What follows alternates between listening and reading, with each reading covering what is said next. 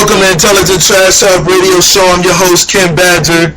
If you are, continuing listening to the show, you could notice that we didn't have any commercials this week. No Star Spangled Banner. We should make Tara sing it real quick. Y'all want to hear that? You want to hear that? No, I want to hear that. Alright. But, we have a little difficulties with our sounds and stuff, so we're just doing straight, unadulterated, hardcore radio. Pause. Man, I'm in the booth. Ken Badger, my co-host Jody Crimes. How you feeling today, man? We good, man. Looking like tired, bro. Yeah, man. I was hooping today, man. Got me worn out, man. Word. As of course, my assistant producer, Montez Walker, is in the building. Everybody else on their way, man. It's all good. They get in, fill in when they fill in. But we just gonna jump right into it, man. I'm just gonna announce the 2K tournament. Registration for that is July 20th. July 20th. You can register at Street Kings Barbershop, 1601 Pine Avenue, or you can register in Buffalo at Sean's House of Masters. I don't have that address right in front of me. I do apologize, but all the information is on Facebook. Google it. Yeah, right. You probably could Google it. I think you can Google it. But 2K13 tournament, $500 prize, $40 to get you in the door, or get you in. Gotta have that by the 20th. Anybody trying to get in after that is $50. We trying to find out who the best in 2K is. Pretty much, that's all we trying to get to. You gonna have a whole year of practice. So we're just trying to see who the king, king of 2K13. Also, the Buffalo 716ers will be sponsoring a new basketball league starting July 10th, but all teams have to be registered by July 1st. It's $250 per team or $30 per person if you just want to get in. You don't have a team. If you want to get in, hit me up. You know what I mean? I'll point you in the right direction. I am putting my own team in the joint. I'm playing. I'm coaching. So, you know what I mean? My squad, we are going to take first place, Joe. Okay. We're going to have the Intelligent Trash Talk Select Team. That's what Jay called them. Okay. So, we plan on taking first place. But like I said, if you're interested in getting in that league, $30 a person or $250 a team, hit me up for more information. My man Marv Crit just launched his new clothing line. Definitely shout out. I don't have no sound effects. That's the crowd yelling. marvcrit.com/stores.html to check out all Marv's new clothes. I'm definitely going to be copying me some gear this week. And he got this whole membership type joint where you get a membership card. Just check the site out, you know what I'm saying, and get more details on that. But Marv definitely doing it big, he's doing it bigger than the falls, man. That's one of my new slogans, you know what I mean? When we doing it because a lot of times people in Niagara Falls got just Niagara Falls on their mind. He's doing it bigger than the falls, man. Right. You know what I'm saying? Doing it bigger than our city. So definitely shout out to him. He on his way. His girl seem to be holding him up. So shout out to Simone. Simone, she's the mean tweet. Whipping chain. I call her the mean tweet because out of all her tweets, man, I follow her on Twitter. She always got something mean to say. She always mad at somebody, the kids, road rage, whatever. They gonna lay up MJ. Right. She always spazzing out on somebody. So we'll definitely shout out to her because she definitely be holding my man Marv down. No doubt. She's one of the last of a dying breed. You know what I mean? I'm glad I got one at home as well. Jody, you got? Yeah, I got one too. No doubt. So we go to. Oh yeah, it's Trash Day. I got a new segment, Jody. I didn't even tell you about it. Okay. I got a new segment in the show. It's called Trash Day. Mm-hmm. You know how when it's Trash Day, you can hear that truck going down your street, picking up everybody trash. So we just gonna stroll through Intelligent Trash Talk debate page. No doubt. See what everybody been talking about. Basically, it's Trash Day. I'm trying to figure out all these women. You see what I be saying? Yeah. Because I get the requests. Yeah, but you know what? Once in a while during that game, during the Heat game, you see the woman making I was like, yo, what is this? She actually knows what she's talking about, though. Yeah. But these females, they be looking. They try to it's like I don't know. It's a fake account. Right. So it'd be like pretty females trying to get into our debate page so they can put ads up and stuff like that. Our database. So I be blocking them off. But let's see what's going on in here. John Roach, he says, I'm a Wade fan. This is for you LeBron fans getting reckless out the mouth. The awkward moment when Wade will always have one more ring than LeBron. Woo! Yeah.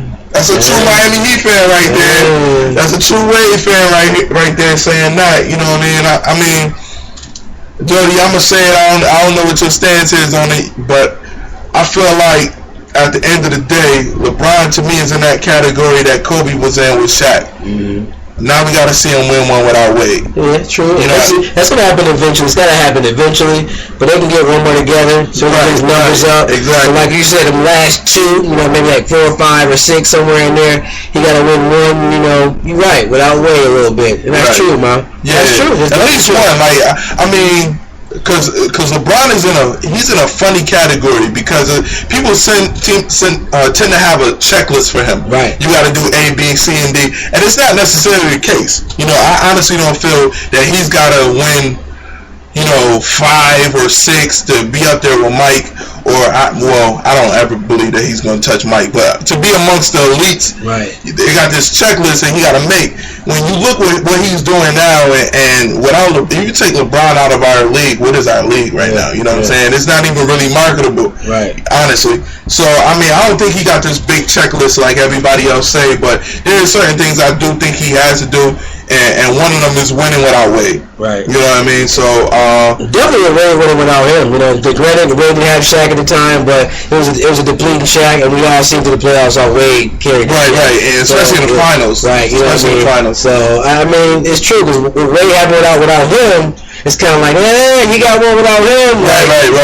It's a so-so team, you know what I mean? So it kind of do give John Roach speaking some truth right there. Kind of give Wade kind of one up when it comes to championships. Right. You know what I mean? If he's a really Heat fan, because he's a real Heat fan, he remember winning before LeBron got here. Right. So I mean, you got to know that. So all time though, who would you? Who's ahead of who? Dwayne Wade or LeBron?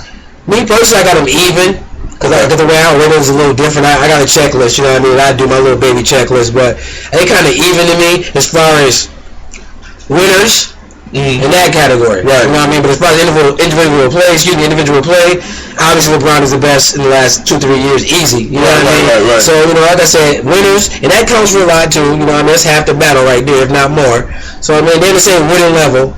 But I think LeBron got him as a player, you know what I mean? And as always, we taking in our callers. Anything you hear that you want to challenge us on or add to, definitely don't hesitate to call in 716-703-8888. 716-703 and 48. It's so easy to remember. Marquise Ivies reports on Intelligent Trash Talk Sports page, Doc Rivers is officially the LA Clippers' new coach.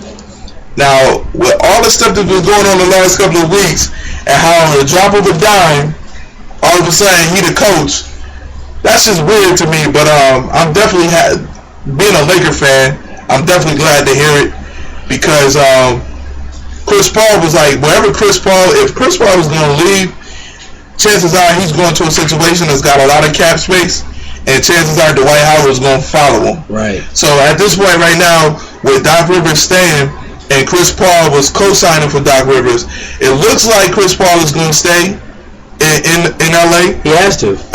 And now I think our only threat is really Houston. Yeah. People keep throwing Golden State out there, but I think Golden State would have to do a sign and trade with us to even make it kind of work. Give us some players. They would have to. Jack, David Lee. They can give us a David Lee and a Jared Jacks. You taking that? They would have to. I mean, I would take him with a third player. I need a third big in there. I don't care if it's Zealy. I'd take it Zealy. Possibly, you know what I mean?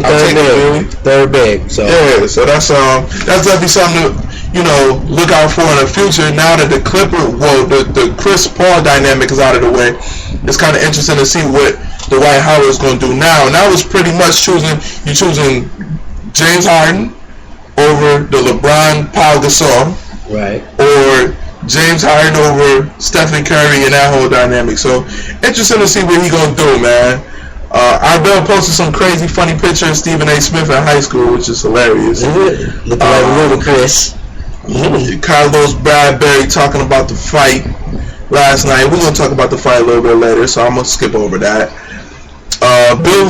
Jerry Intrabartolo, I'm sorry if I butcher your name, son, but he says Bill Simmons finally agrees with me. Trey Burke is the only guarantee in this draft, the next Chris Paul.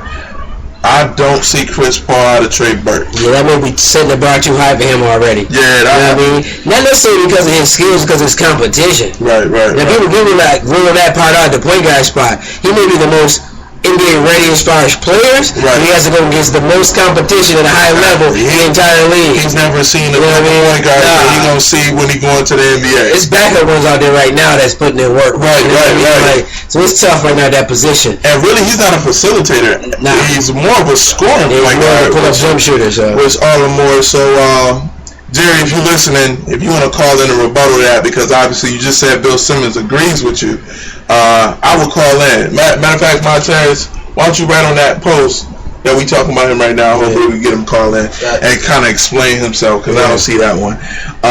Darius Miles says NCAA Final Four posted best live viewership of all championship sports. Obviously not the Super Bowl, but they had higher viewership than both the NBA Finals and BCS championships. Does that surprise you? No, it don't, because if you think about it, it's all about alumni and alumnus. I mean, alumni. Right. I mean, the teams that were in the chip this year, it was a famous school. It got a lot of alumni. Still, you know what I mean? So that's nothing. I mean, that's easy. And I think Final Four is more appealing to our culture than you know, you got the propaganda and everything. With a lot of people just don't buy into it. But with college, you know, it's pretty innocent. Yeah. Once you get to the court, it's pretty innocent. Yeah. You got people fighting for their spots. You know, fighting to get to the next level. Mm-hmm. You know, they got school pride, which is an actual pride. Once you get a job, you know, you don't necessarily got to take pride in your job. Yeah. You know what I mean? But when you playing for your school, you know, there's a whole different pride there. So I mean, it's definitely, I would say more competitive. I mean, it's more competitive as far as what word am I looking for? The platform that it's on. Yeah, I would say because it's the most polished tournament. Right. You know what I'm saying? Because usually at the end you have your ups and downs, you have your Cinderellas, you have your drama. Right. But when it's all said and done, the last 2, 3, 4, like 2 or 3 out of 4 teams should be there. Right. Maybe that one Cinderella, but at the same time, the teams who win it usually win it. Right. You know what I mean? So that's all the peaks and valleys of a good drama series. Yeah. So Darius Miles says something. Wow. Yeah, we're gonna tackle this a little bit. Game 6, LeBron hits a big 3 to cut the lead to 2, but his toe was on the line. I smell refs. That's what he said. Now I looked at the play, and from the angle that it was put on I don't know where the picture went. It looked like his feet was behind the line, but when you watch the video and watch it in slow motion, he looked like he was behind the line.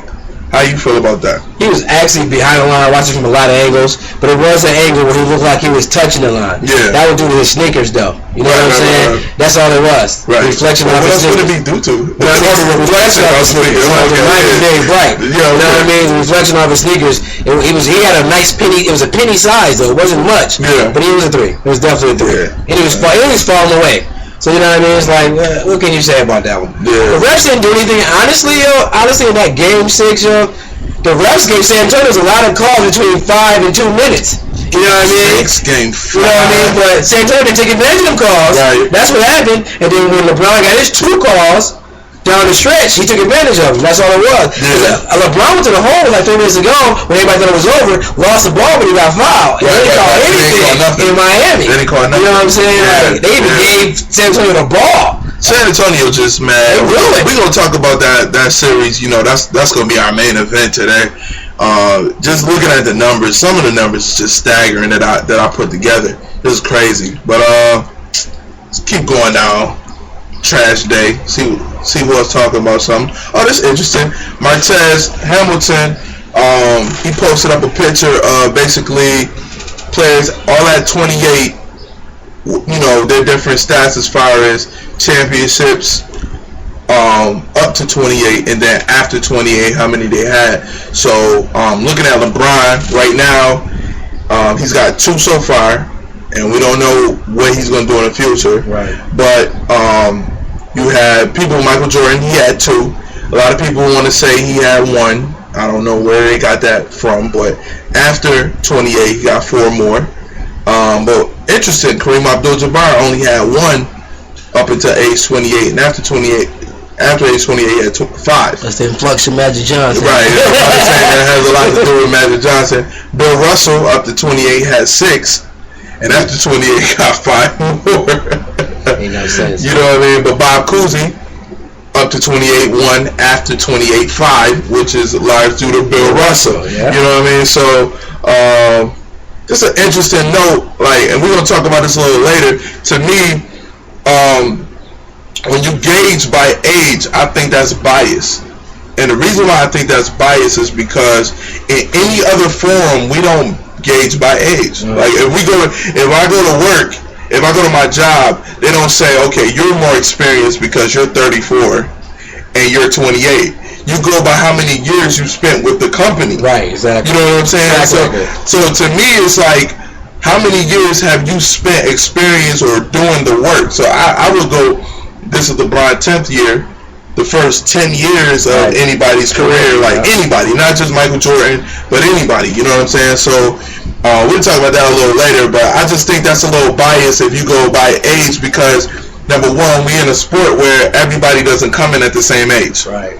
And everybody comes in at different spots, different times, different situations, whatever. So we'll talk about that later, but definitely shout out to Martez Hamilton for throwing that up there. Let's see. What should the Cavs do with the number 1 pick? The Monty Johnson post. This is an interesting topic right here. You know what I mean? Because Cavs got a lot of options with that number 1 pick. What would you do with it? Me personally, I would try to get DeMarcus Cousins, and hopefully I can get a coach. Not to get a coach first, you know what I mean? Because I had the right coach to take care of him. Yeah. That's the only way. If I get the right coach, I'm trying to get DeMarcus. Other than that, I'm trying my hand to draft. I mean, who's the coach you would look into? Man, that's a good question. I mean, Lionel Hollins is to me the coach that you want to have in Cleveland for the other players. Yeah, I never even because if you think about it, he let Conley play ball for the most part. Right. But Kyrie's a little bit more skilled and talented. Right. So if you let him play, coaching the other guys, put him in the right position to be better, I think he can help them out, especially defensively. You want to be up and down. I mean, I think Lionel Hollins is the perfect coach for Cleveland myself. Yeah. You know what I mean? He has a lot of respect in the league. You know what I mean? So I mean, I got some feelings on that. I forgot that Cleveland is in the trash, in the recycle bin. Right. So I'm gonna let that slide for a second. We gonna get to that, back to that in a moment. Okay. But you know, let's see what else. Jeff Street just did a fantasy draft on 2K. His starting 5 was LeBron, Hibbert, Nash, Lance Stevenson, and Luis Scola. That's a garbage team. That's the way he can win anyway. That's and that team is still garbage because it just clashes. It's slow too. Yeah, it's still slow. LeBron has no shooters to kick it to. Hibbert too slow. Everybody wants to get to the post, except for Steve Nash, who wants to run around. Yeah. With nobody to kick it to. I'm pretty sure he played with LeBron because he's a LeBron fan. Right. He put Steve Nash somewhere out trying to hit an unbelievable 3. And he gonna get his. Don't work against me, bro. He gonna get his junk beat. Yeah, don't work against me, bro. So Jeff Street, good starting 5. That was your question? Absolutely not. Keep working on your game. That's a terrible starting 5, bro. This is called the what? The trash what? Trash talk. And he got a trash team. Let's see what else, man. I was trying to get to like some Game 7, you know. Oh, Clippers talking to Byron Scott. I don't think Byron Scott need to go to Clippers. That seemed like New Orleans about to happen all over again. Well, see, that's the problem. Him and Chris Paul didn't have a clash in New Orleans. That was the scapegoat. And that's why they entertained having him coach again. Yeah. It was never no situation with them like that. It just didn't work out. They just was ready to get rid of him. Yeah. And that's all it was. They blamed it on that. For what reason, I don't know. Because it was because of him Chris Paul flourished. Yeah. I mean, he put the offense in the Chris Paul. Well, that's true. That's true. I mean, he always let Chris do him. So any player got out there, that's what you want in the NBA pro sports. That's true. So. That's true. And to your point, I always felt like players like Chris Paul didn't necessarily need coaches. And I say that really lightly. I mean, pretty much Chris Paul should be allowed to do whatever he want to do, and you coach everybody else. Right. To basically, he's your coach on the floor. So you don't want nobody really telling him what to do, right, as opposed to, you know, being on the same page with him and filling out everybody else, coaching everybody else. Just coaching with championship moments, key moments, and that's it. You know, right. You don't coach them really throughout the season. It's just key areas of the game, key opportunities, big games, certain situations. He's a situational coach player. Right. It's called suggestions. Right. You make strong suggestions to him and see how he like, what he want to do, how he feel out there. So definitely, and that's most of the top players in the NBA anyways. There was things about before how when D'Antoni got there, you know, the Laker thing, and how Kobe sucked himself in and he got hurt. Yeah. Yes, he did, but Phil Jackson couldn't keep him on the bench either. It's a misnomer that Phil Jackson can make him sit down. Exactly. You know what I mean? Like, it's a misnomer that Phil Jackson is a disciplinarian coach. Yeah. That's not what he is. He's a coach of the mind. Right. Who plays your mind and gets you to do certain things like Jedi mind trick you, basically. Right. You know what I mean? That's what he does. Yeah. He's not sitting back saying, putting the iron fist down like people think. Right. It works out that way. People think that way because it's successful. Right. But it's so many different ways to success. I mean, especially in sports. So. Yeah. So if you said by him, Scott probably would work. I think it would work. I like Doc better. I just think Doc has the commanding presence.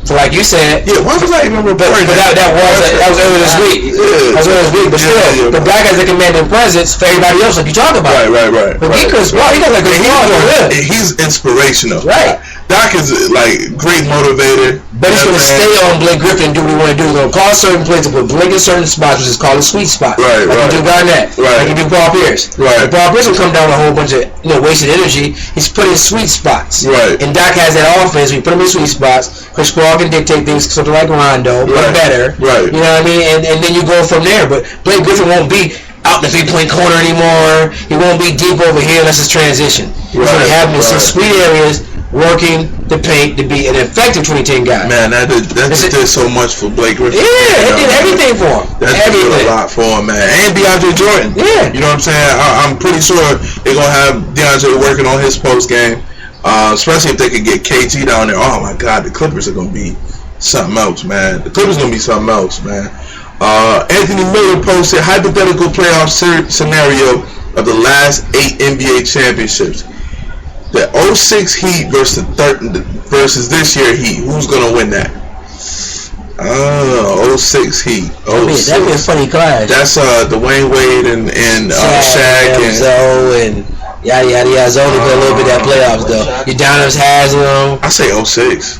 To me, that's a clash of styles. So I would like to see that. Yeah, it's a clash of styles. I say 06 though. I really do because, oh man. Dwayne Wade came through big in 2 games in the finals. Right. But 06 Dwayne Wade was Right. My thing, if the game was close, I'm going to go 06. Right. You know what I mean? Because Dwayne Wade was just that ice cold as far as he would get his bucket heat in the morning. Yeah. You know what I mean? So I'd love to see that clash. That's a clash though. Yeah, that's nice. 07 Spurs versus last year's Heat. I'm going with last year's Heat. Yeah, last year's Heat. I'm going with them too. 08 Celtics versus the 11 Mavs. I'm going with Celtics. That's just me. Me too. I'm going with Celtics. Yeah. A younger Paul Pierce, I'm always going with that. 09 Lakers versus the 010 Lakers. 010 definitely. Because Paul Gasol was better. That's how I'm But they won both. I know, but Paul Gasol was better. He contributed a lot more in 010. I'm saying 010 because of Bynum. Yeah, he played. We got Bynum. Yeah, we have Bynum there. So. That was a nice question, man. That was a nice question on there. So that is the trash day, man. Let's go on to recycle bin.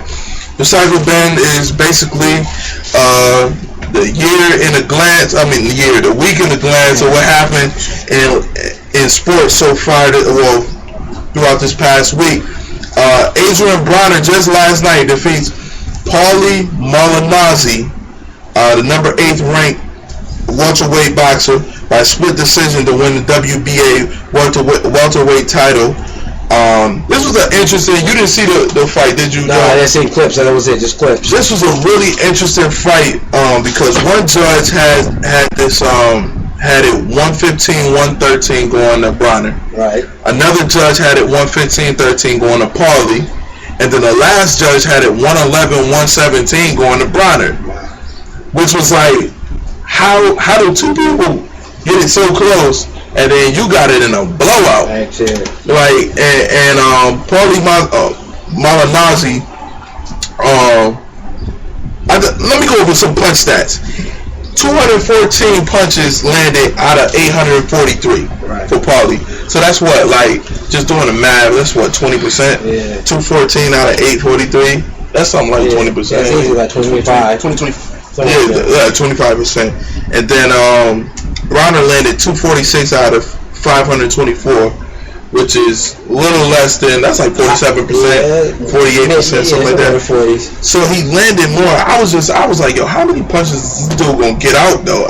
Is he gonna hit a G? I'm like, this dude is just swinging. So I mean, he just threw more punches. So like, he did lose the fight.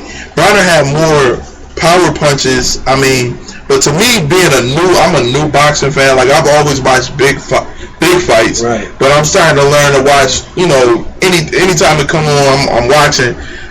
It was tough for me to really judge it, because I'm like, yo, Paulie getting them little taps in, right? But he is hitting them, and the fact that he ain't backing down from Bronner, which we all expected him to eventually wear down. Right. So it was just fun. It was a funny fight though, because they was talking junk back and forth.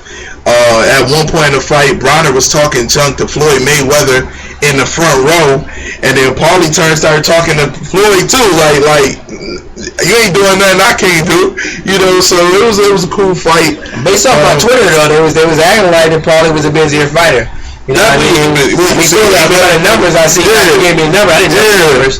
You know what I mean? People were saying that even though it's closer than people think, they think he was much more busier. You know what I mean? Attacking, but I mean, Bronner, like, based on the punch count, like, he solidified him as the, consistent fighter during the fight. Right. With the percentages, his power punches was up there. I heard. This is off my Twitter, so, you know what I mean? So I'm pretty sure that he won the fight, but at the same time, the 111 disparity, that's why boxing is messed up nowadays. Right. You know what I mean? There's always one judge going into the fight saying, this dude ain't alright. I ain't really gonna give him a chance to do something spectacular, which is knock him out. Right. This is my stance out there. That's how I felt. That's what I felt was the atmosphere or the attitude of the fight. Like, this dude got to do something big. He gonna have to either stagger Bronner or something for us to even give him any kind of respect. Right. You know. So that's what I got from that. But Paulie is number 8 welterweight.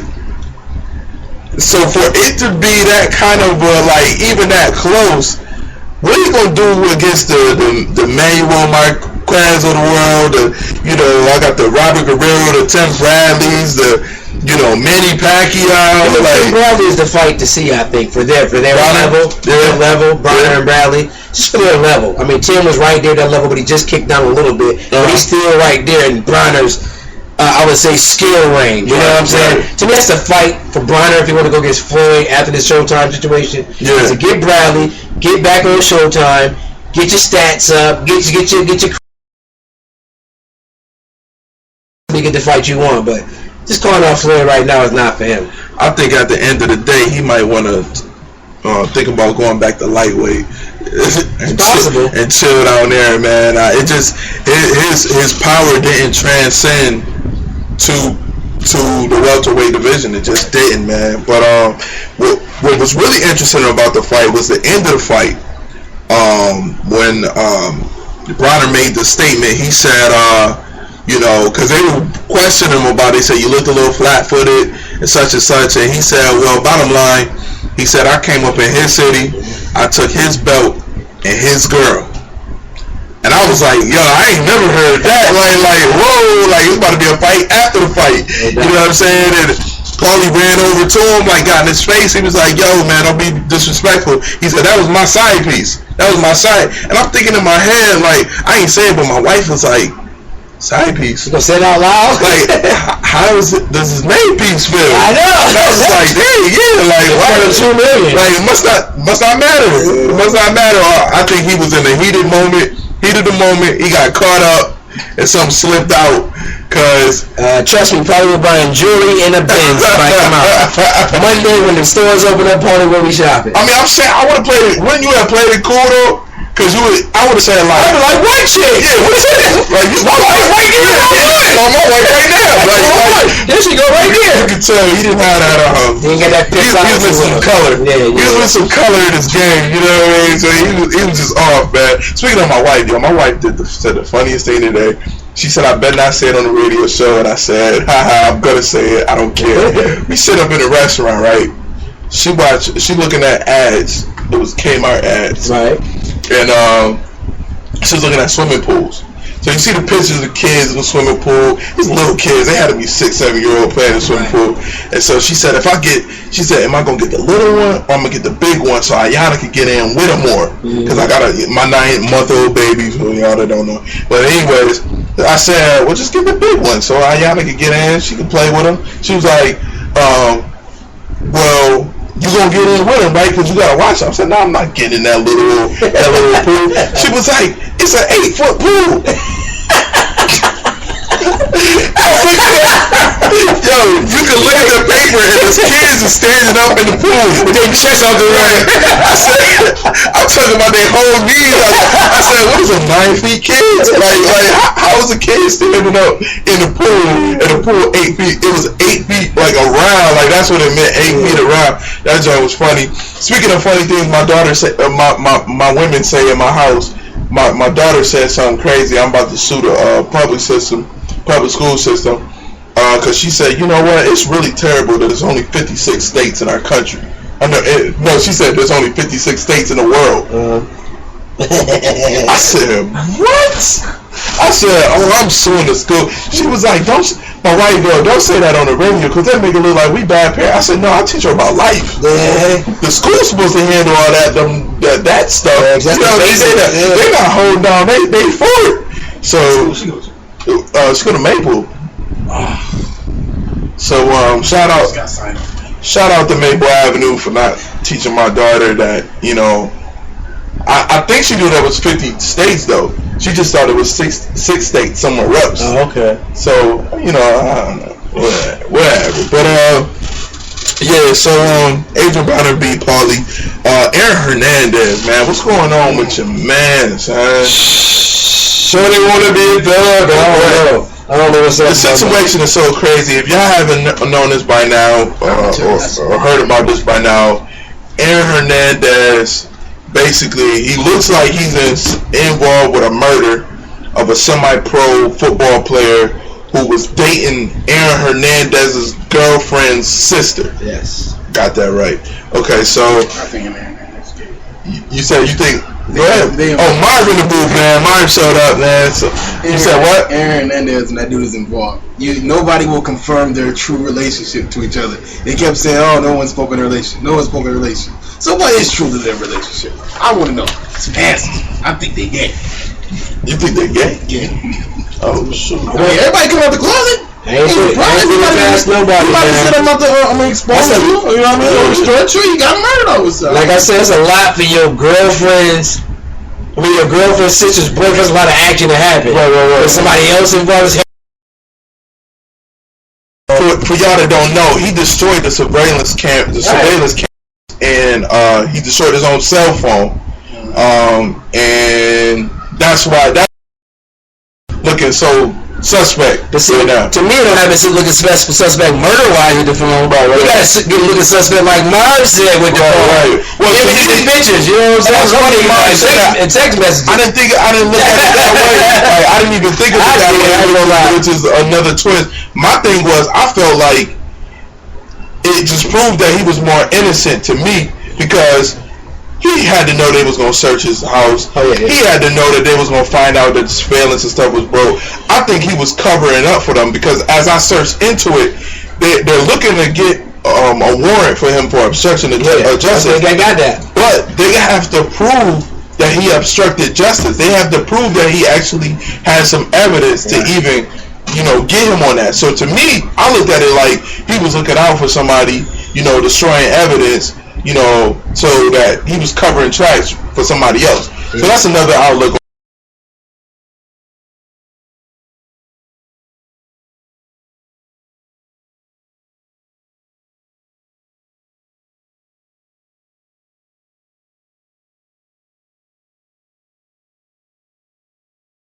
several different people they talked to, and all they kept saying was, no one confirmed their relationship. No one confirmed their relationship. No, I'm like, why ain't nobody confirming their damn relationship? What the hell's going on here? Is there something behind it?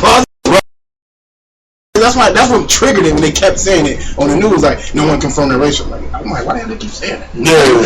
I'm just wondering, like, but yeah. So that's interesting. But me personally, I don't think he more so involved in the murder side, so he's kind of taking a crazy turn right now. He's really killing his image. Like, he's really, I'm not saying he's done in the NFL, but he's pretty much done career-wise. Yeah. I mean, he might make a team or two from this point on, but career-wise, he's pretty much done. And it's even crazy that he was just involved with a shooting incident, getting accused of shooting somebody. Just a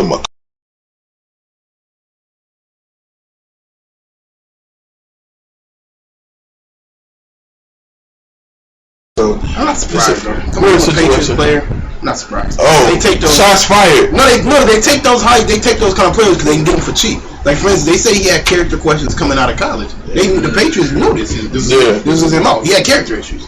But they take those kind of players like, listen, we know he got character issues, and we know we can get him at a cheaper price than what we can get this player for. Right. So what's the point of getting high character That's players? true. You get them in the Patriot system, everybody gonna listen. Cowboys do that too, don't they? No, they don't win though. Yeah,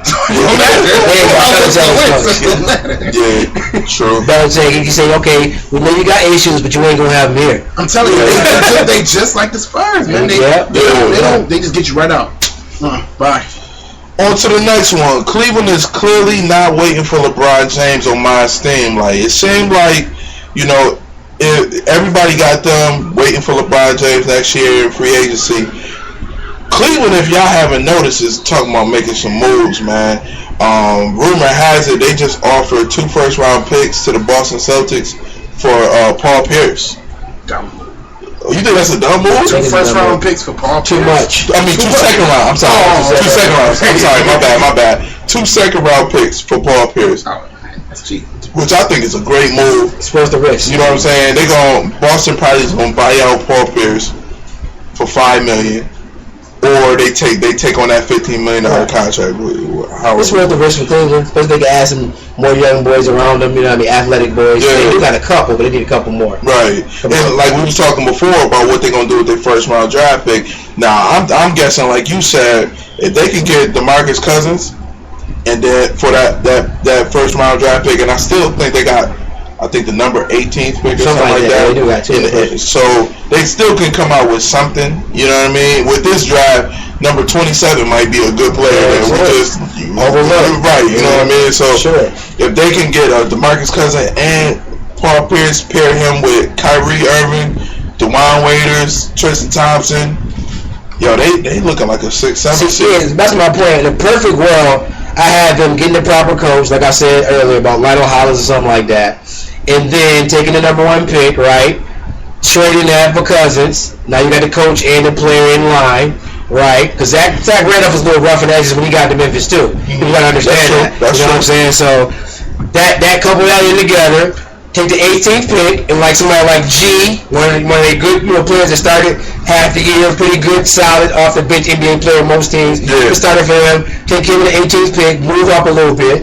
Not much though, because you can't move up much with that. Right. But you can move up 3-4 spaces. Right. Get a Ben McLemore who may drop down. You know what I'm saying? Or get a player with that type of skill set that may drop down. Right. Or the kid, I like the kid from UNLV. He's pretty good as well. So I can't think of his name off the top of my head right now. Small forward, power forward, pretty good, man, versatile player. That's not Bennett. Cleveland, yeah, that's Bennett. That's Bennett. And Cleveland got to look for more talent, offensive players in this draft. I believe they got good defense. They got to put it to use. Yeah. They haven't put the good defense to use yet. Yeah. With Verjao being out and a couple guys being out and not playing together enough. So I think they need to look for skilled offense to help out Kyrie. If you got Kyrie, Jody keep tapping on the table, man, messing up the they probably really hear me, man. Yeah, they do. I hear it all the time. Anytime I listen to the old shows, and you get like amped, you start tapping on the table. I'm like a black Italian, man. My bad. I'm talking with my hands.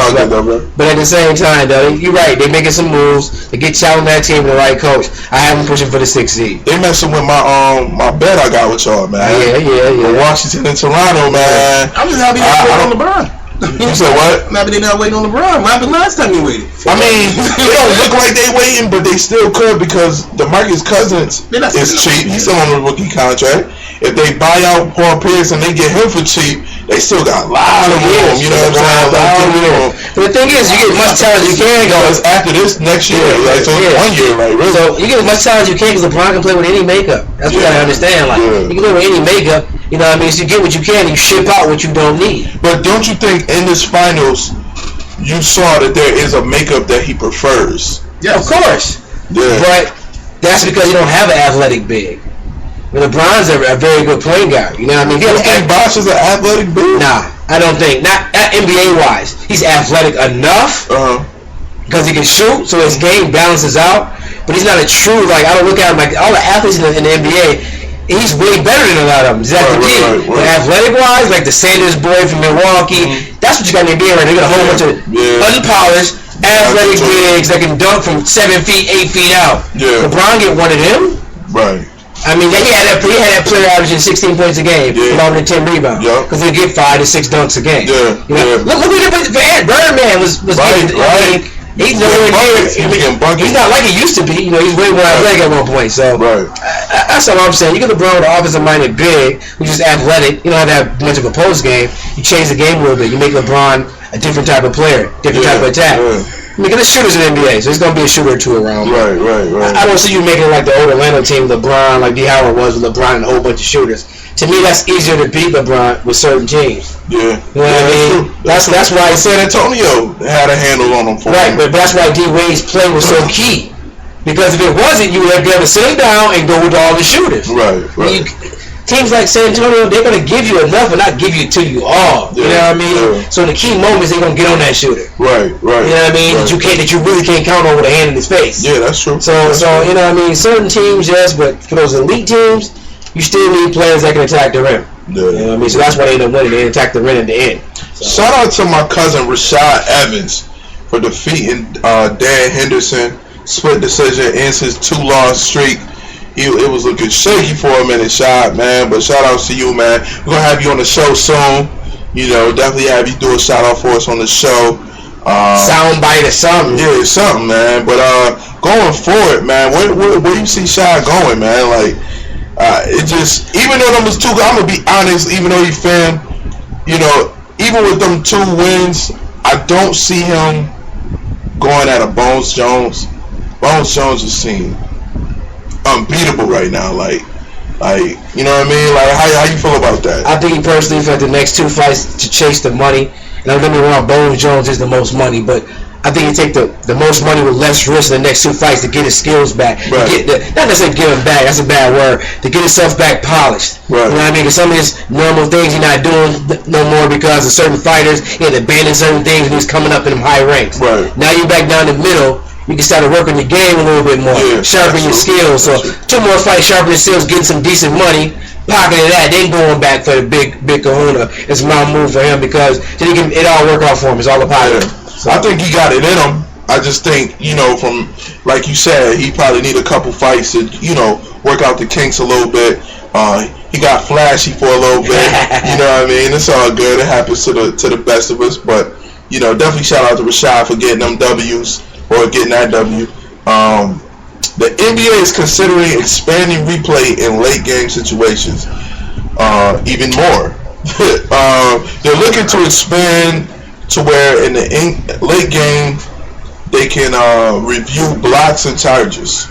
No, that's horrible. I think it's stupid. That's horrible. I think it's just a waste of time. Blocks and charges is one of them bang type plays anyway, to where it's like, you know, I think they should kind of do away with that call.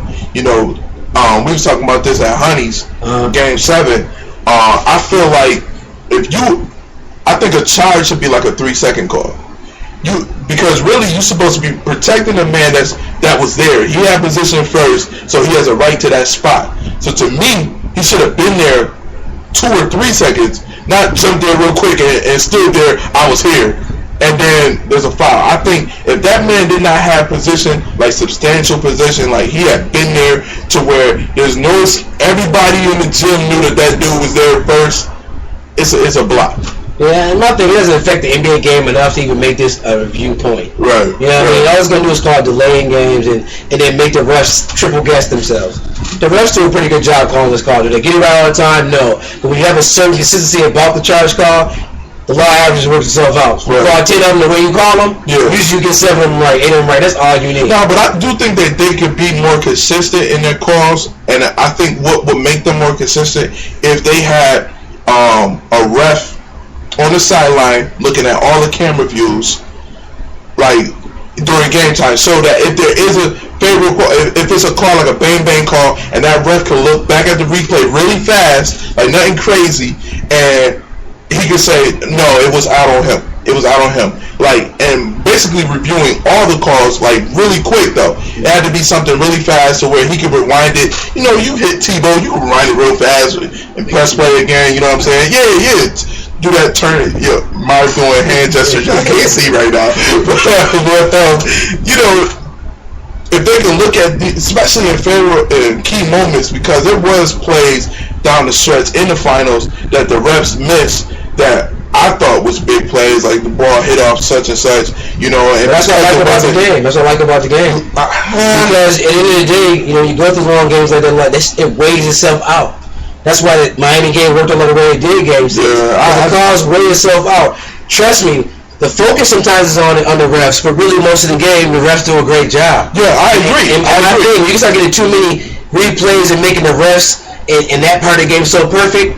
Now the players, their imperfections are so much, the game becomes more sloppier. I personally think, because you're making this part too perfect. The players ain't that perfect. Yeah. They're not nowhere near that perfect. So when you go to that part, making that too perfect, it affects the whole total game. I just think with certain calls should be perfect. To me, deflections, who touched the ball first before it went out of bounds, that should be perfect. We shouldn't be missing those calls. This is me personally. And if you do it just off of you watching the game, in-game motion, you're going to miss that. You're going to miss that, you know, you're not going to miss it. Like, it's going to be like an 8 to 9 out of 10 type thing. But to me, if you can find a way to make it better, you know, especially when I'm sitting in my living room, if I can see one replay and see that you missed it, I think you should be able to get that play right. But see, when it comes to NBA players, the thing that messes that up, then now you're going to look at the tape, right? You say, oh, that went off him. Now you see such and such grabbed his jersey to make that happen. Now how do you decipher that? How do you make that? Because in most of them plays where it's bang calls where the ref get it wrong is because he has a bad angle, which a player got in front of him, because probably he was grabbing him, holding him, pulling him towards that way. So it's like, you make that call and say it's off of him, but he grabbed my jersey. Right. So now where did it leave you? But on the flip side, you can see a lot of times now, and I wouldn't say it's favoritism, but you can see a ref will say, yo, that's out of bounds on you. And when they go to argue, it's almost like, okay, I could have called a foul, but I didn't give you that foul. I just called it out of bounds going the other way. So now it looks like favoritism sometimes anyway. That's just the flow of the game. That's just the flow of the game. Right, so I mean, to me, if they looked at the replay, it wouldn't matter. I just think too many things are coming to play. Because then you have players run to the screen or people saying, like, look at the replay. He grabbed me. Oh, he was on the line. And it'll never be a perfect call like that. Right. And that's the thing about it. Right. If it's not one thing, it'll be another. If not another, then it'll be the other thing. I just think they can be closer to being perfect as far as making the right call. I think it is. I mean, because how many calls on the stretch of those games affected the outcome of the game? I'll do a little study for you. How many? It was like two or three. They probably swung back to the other way to make it come forward. Well, at the end of the day, I felt like, you know, like we was talking before the show, right. A lot of the calls were pro Spurs, and I agree with you on that. A lot of them were pro Spurs, but at the end of the day, the Spurs didn't capitalize on a lot of the calls that went their way anyway. Right. But who knows what would happen? That's what I'm saying. Who knows? I just want to see a more perfect game. That's just me. But my thing, when you call it more perfect, how does it make the game different at that point? We'll see when we get there. Because, honestly, if you take them 3 bad calls over here, 3 bad over, you're still back to even. Yeah. My thing is, though, you ever notice this? Even when a rule is put into the game, right? Don't you think it should have, like, a trial? Like, even if they did preseason. Okay, but preseason, right? We gonna try these rules out. You know what I'm saying? And see how it affects the game. If it makes it better. If it don't work by regular season, we're not gonna implement them. Right. They try rules out and do it for 3 years and then take them out, or 5 years and then take them out. So I think, like you said, like it might be too much. It might be too cluttered. It might mess up the game. But at least try it out. See if it works. Let's say, yo, we're gonna do a 10-game trial in the preseason for this rule. Don't you think that would be better? I always want them to trial and error because that way the players are comfortable with it, know if they want it. Anybody can agree on it. Right. You know what I mean? Instead of just, we just going to make this rule happen. Right. For certain things. You know what I mean? Just like now with you can't touch certain players in the post rules. Right. You know what I mean? You can't put your hand on them, you got to put your forearm on them. Right. That changes the game so much. And then going along with that, there isn't like a general rule. There should be like a general rule and a rule that the public can see really, because it seemed like from game to game, like the finals was judged way harder and they let them play a lot more than a regular game, and I don't think it should be different. I think that there should be across the board just Joey Crawford is reffing tonight, so we know it's going to be this. It shouldn't be that. Refs should not, to me, they shouldn't have personalities. We really shouldn't even know that they're there. That's the other NBA. than to make the call. That's the NBA. You know what I mean? The only sport is like that is the NBA. Yeah, that's true. Yeah, that's the NBA. Only famous ref really are two refs maybe in pro sports and football because the one older guy is Diesel. He refs a lot of games. He's a very darn good ref. Right. That's it though. Yeah. He's not famous for just he made this one bad call one game. I can't think of it. We're not famous for just selling out games. Right. You know what I mean? Or being a certain type of way to the point where it affects the overall game. Right. You got that 1-2 players that complain, but they have a relationship with that guy. Right. You know what I mean? Right. But like you said, Joey Crawford has too big of an imprint on the game. Yeah. Too big of an and do you feel like if player he don't like fix his face wrong? That's too much of me. This is not high school. Exactly. Like he has too much of an imprint on the game. He need to be ruled back. Oh,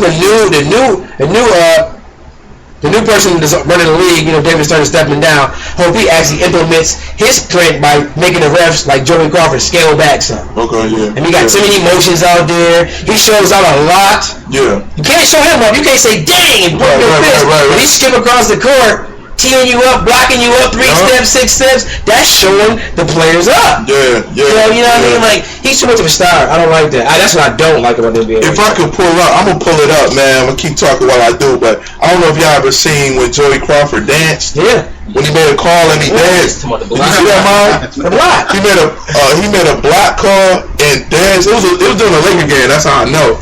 You know what I'm saying? It was a Laker call. It was against the Lakers.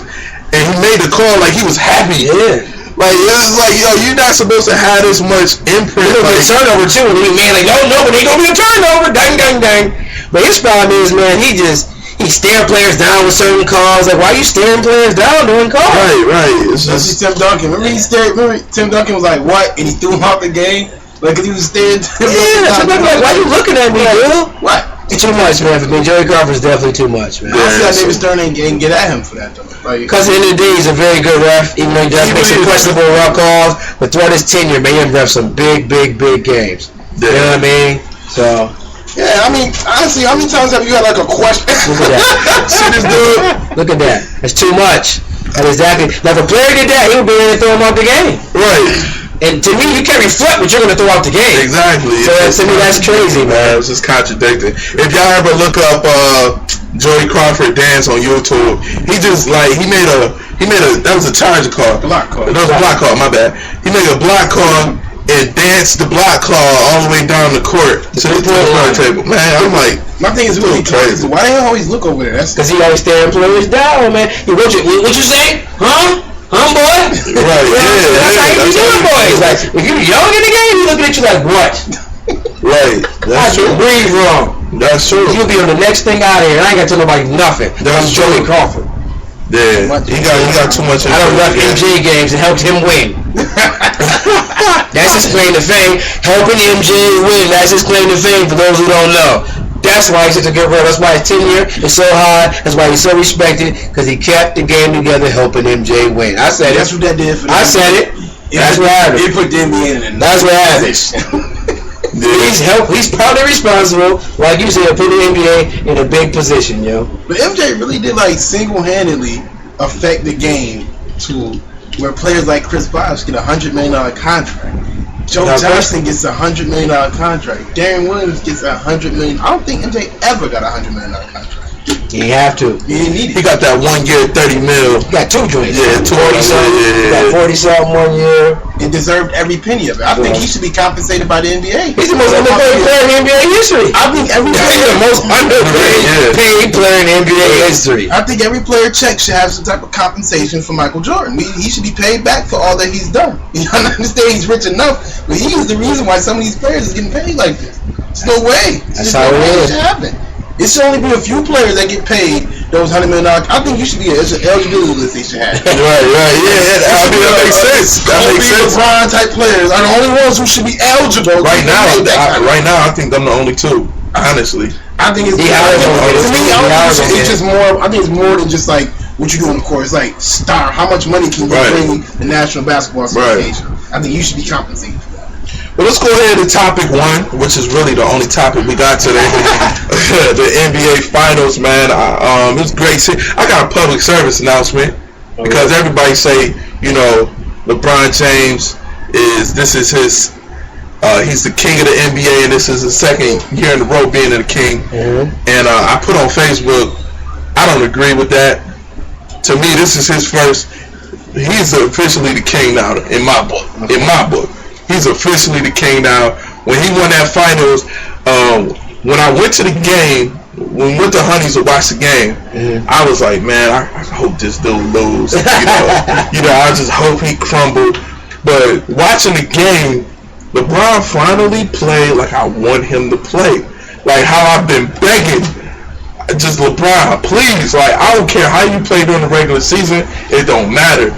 Because you coasting pretty much. You see them boys, they look like they be coasting all year. But once it gets to the playoffs, LeBron, dude, take over. You know what I mean? And it took all the way to Game 7 of the NBA Finals.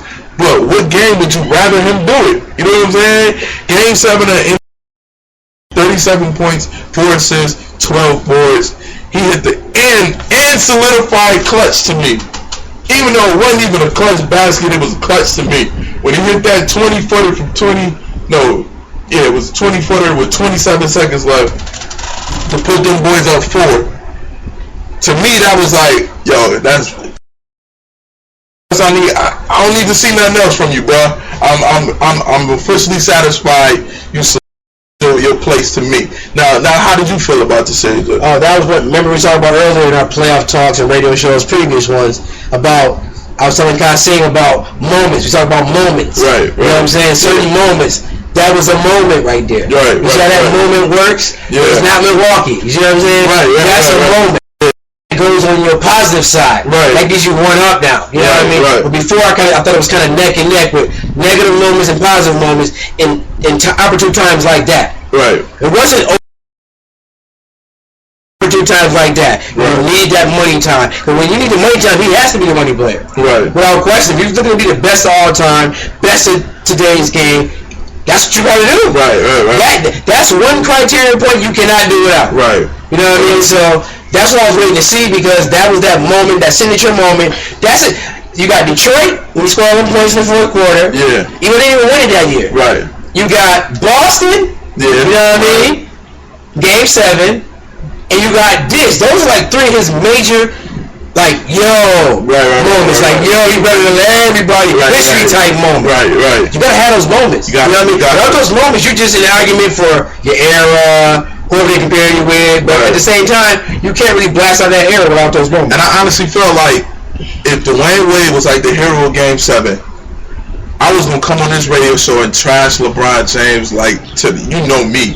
You know what I mean? When Ray Allen said, you think he was? I think he made it come. Game 7? He gave LeBron a sense of finally Dwayne Wade is here. When he Game 6 and Game 7, he gave him that comfortability to I can take us to the promised land, but I need Dwayne Wade to help me get us. Right. You know what I mean? And that's one of my issues with LeBron to a certain extent, and that's why I said I feel like he has to win one without Dwayne Wade because Dwayne Wade seems like a bit of a comfort zone to him.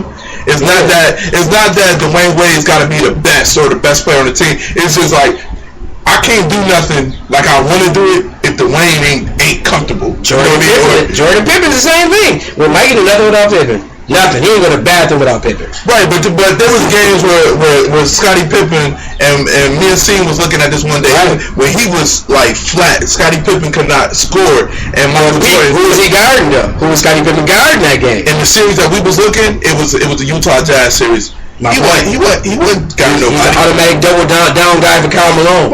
You know what I mean? Like defensively, he shows up every game. Yeah. Without that, they don't win. I mean, he guards every best player. That's true. Might get this great defensive moniker, which he can't play defense very well. Right. He plays man-to-man defense. He wasn't better than Pippen. No, he was a man-to-man defender who reached at the ball a lot and got away with that a lot. He wasn't an off-the-ball defender, although he got a couple blocks. He wasn't off-the-ball. He's a man-to-man on-ball defender. Right. For his position only, though. Right. The two-guard position only. Right. Not the point he would get small forwards would get shots off on him. Right. You know what I mean? Only for his position. So therefore, Pippen take up the defense of whatever player that was. It might be the other players nowadays do guard. Right. And that's the misnomer I have too with Mike. But the difference I would say, Jody, is that when Pippen was off, when Pippen was off, that didn't stop Michael Jordan from being Michael Jordan. No, but he's a scoring type mentality player. I mean, right. But that's the difference between him and LeBron. And that's why LeBron, to me personally, when it's all said and done, will be better. Because he can score too, and he can do that too. Mike got his assists. We got him off because for everyone on me, I gotta give it to the man under the basket. Right. I mean, come on, man. Or Pippen hitting threes. You know what I mean? He packed it in threes. Yeah. But my point is, that's what makes LeBron that much more. To me, as he rises to the top, his skill level is not more than Mike's. More versatile. But when you talk about a player, and that's the thing. That's why it's. And we're gonna do this throughout the summer when we start breaking down players. But when you talk about as a player, by that definition, Kobe Bryant's better than Michael Jordan because as a player, he is Michael Jordan 2.0. But he's not because Michael's more consistent. LeBron is very consistent. That's when he sliced that in the middle. But you know what I mean? You talking about consistency. Yeah. Kobe was still, when you talk about, you said LeBron could score. Right. He could facilitate. Kobe could do everything. He could do everything Michael Jordan could do and some. But my point is, I'm talking about LeBron and who? Jordan. Right. Now you take LeBron you take Jordan and Kobe, it's different dynamics. Right. Different things that Mike is better than, way more better than Kobe. Right. More efficient. His mid-range is more efficient. Not a better shooter though. But you said ultimately you think LeBron James will end up better than Mike. Right, because people don't give him a credit. Like, if we all say, who we take right now, y'all, everybody, including myself, will say, I take Mike if I'm trying to win. Right. That money on the line. But who would I take if all four other players was just as good and all four other players on LeBron team was just as good and they had to match up? Who would I take? LeBron. Okay. That's my point. So with all things being equal, I'm not taking Mike. That's what I'm saying. And that's the thing. I'm saying. And that's the thing. Well, I have to make a rule on the show. When you say a better player, you have to define what you mean. Because when you say better player than me, I'm thinking all things considered. Right. Everything considered. Right. On and off the court. And when I say that, I don't think anybody could ever be better than Michael Jordan because of the legends. When you name 10 years in, and you talking about 3 defining moments for LeBron James, 10 years in, we're talking about maybe 20 to 30 defining moments for Michael Jordan. And that's being said, but LeBron got a long career to go. It's not over. He got 10 more years up in the NBA.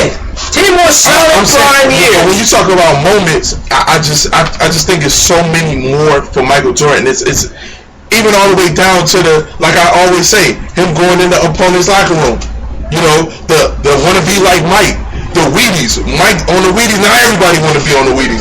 LeBron doesn't have that kind of imprint on the game. That was the era of the culture, though. I mean, the game. Look where the game is at now. We got Kobe. We got the guy in this. We had all this happen already. Mike created this, but before him, it was just magic that had that personality that gravitate to people. Basketball was looked at as a drug sport. Right. You know what I mean? A bunch of druggies. Right. So the image was different. That's David Stern that did that for Mike. That's not twist what David Stern did to make it happen. Mike was his vessel. He couldn't do it without Mike. Right. But I mean, what was Mike though? It was hand in hand. Because Mike couldn't do it without him. That's the problem. Mike couldn't do that David Stern. Because nobody would have believed that some dude who couldn't hardly talk, who basically wasn't the best player in the league at one point in the first 5 years. A lot of times, David Stern tried to stand in his way. Of course he did. So in a lot of ways, even with finding him for wearing the sneakers and all that kind of stuff, Michael Jordan was pushing the envelope. Eventually David Stern gave into the envelope. But at the same time, he didn't have to give into the envelope. He didn't have to. Yo, He didn't have to. But he saw how much money Michael Jordan could bring to him. That's right. So to me, it was Michael Jordan was the one who But it's hand in hand. Without one is not the other. Without one is not the other. Because if he doesn't make the decision, then we don't say that. That whole dynamic taken into account, that's to me, and this is me personally, Jody. Just certain things like that, when you name something, it's hard to overcome a Michael Jordan, right? When he has certain things like that on his resume. But in that aspect, yes. But if it can be done right now, then it will be done. Right. But it can't be done right now. Like Jay-Z. It can't be done right now. Jay-Z took over the finals. It can't be done right now. That would have never happened with Mike, yo. Anybody. Nowadays it would. If Michael Jackson had a drop an album during the 1992 finals against the Phoenix Suns, it would not have been overshadowed Michael Jordan. Nowadays it would, with Twitter, with Facebook, with all these media outlets. It's different nowadays. You don't take that consideration. Commercial though. But my point is, we know these people who they are off downloads, off Facebook, right. Twitter. We know who J. Cole is, really? But we know who J. Cole is, though, son. I'm not naming J. Cole. I'm naming Michael Jackson. But that's my point, though. If Michael Jackson dropped an album. So if J. Cole can be famous right now, with Twitter and Facebook and all that, Michael Jackson would transcend everything. But J. Cole didn't shut down the finals. So my point Jay-Z shut down the finals. But my point is, with all those outlets, we get a chance to know people more. You don't have that one guy in every genre no more. You know what I mean? Who's coming up? It was Michael Jordan over here, Joe Montana, Bo Jackson. That's it. Now you got 3-4 in each genre. Right. Kobe, LeBron, Shaq just left. You got 3-4 because of what people like Mike and them created. Right. You got 3-4 in each genre. But social media has transcended just that one guy anymore. Right. I don't have to go watch TV commercials anymore. We see Mike on TV. So he's a whole. What else would he on TV with him? But my thing is, my stance, and this is my stance, and it's gonna take hell and high water to get me off my stance. But I just feel like, and this is why I watch Jordan games today. Mm-hmm. Like just this week, I had my son watching Michael Jordan games back in the 90s. Right. Because I feel like upholding that history to me is more important than putting LeBron ahead. I'm gonna always say, nobody will ever be better than Jordan.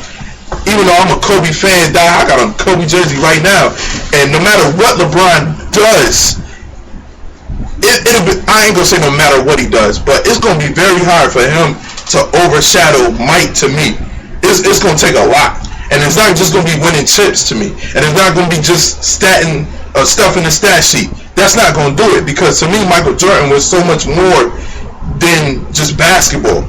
You know That's true, but he had the outlet in the era to do that. Like now, like I said, now it's so and it's not fair. It's not fair. LeBron can do the same thing. You put him back in that era, he can do the same thing. You know why? His personality is way better than Mike's. He's more people attract to him just as good.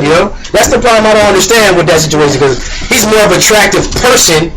Michael's more of an attractive player. You know what I mean? At this point in their career. Yeah. You know what I mean? So it can be up in the air, but when it's all said and done, man, if he can do what he's done his first 10 years and his last 10. He will be the best player. I mean, to me, we kind of act like Mike can't be touched for some reason.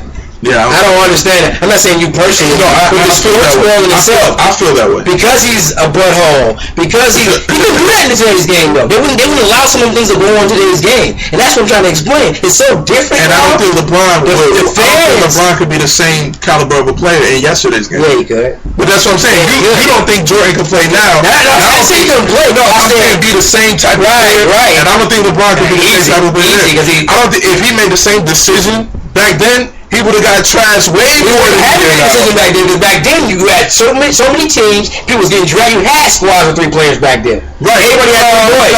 Everybody who was good had 3 boys. Nah. Yeah. Everybody was good. Everybody that was good. 6-7 championship teams. But he got drafted by a bad team. Right. And everybody. So if he would have combined with Larry Bird and Magic in that era, or tried to do that, he would have got trashed. He would have had to, because free agency was different back then. Free agency killed the game. It wasn't LeBron's decision. It was free agency. But how many? You would have had to. How many elites did you see signing to other teams in like free agency now? Because you didn't have to. Because your team would pay you. Right, but if you would pay you. But if you were drafted, if you were a great player drafted on a bad team, you stayed on that bad team. Right, but your team got better over the years with all that free agency. You had a chance to build a franchise. All these teams, Chicago did it. They were a very bad team. One draft year, it was horrible. Brad Sellers, before Brad Sellers, I know, it was what horrible. I'm saying They is, drafted and drafted and drafted. but they team still didn't look. You put Scottie Pippen and Michael Jordan around great role players. Right. They had no all-star great team.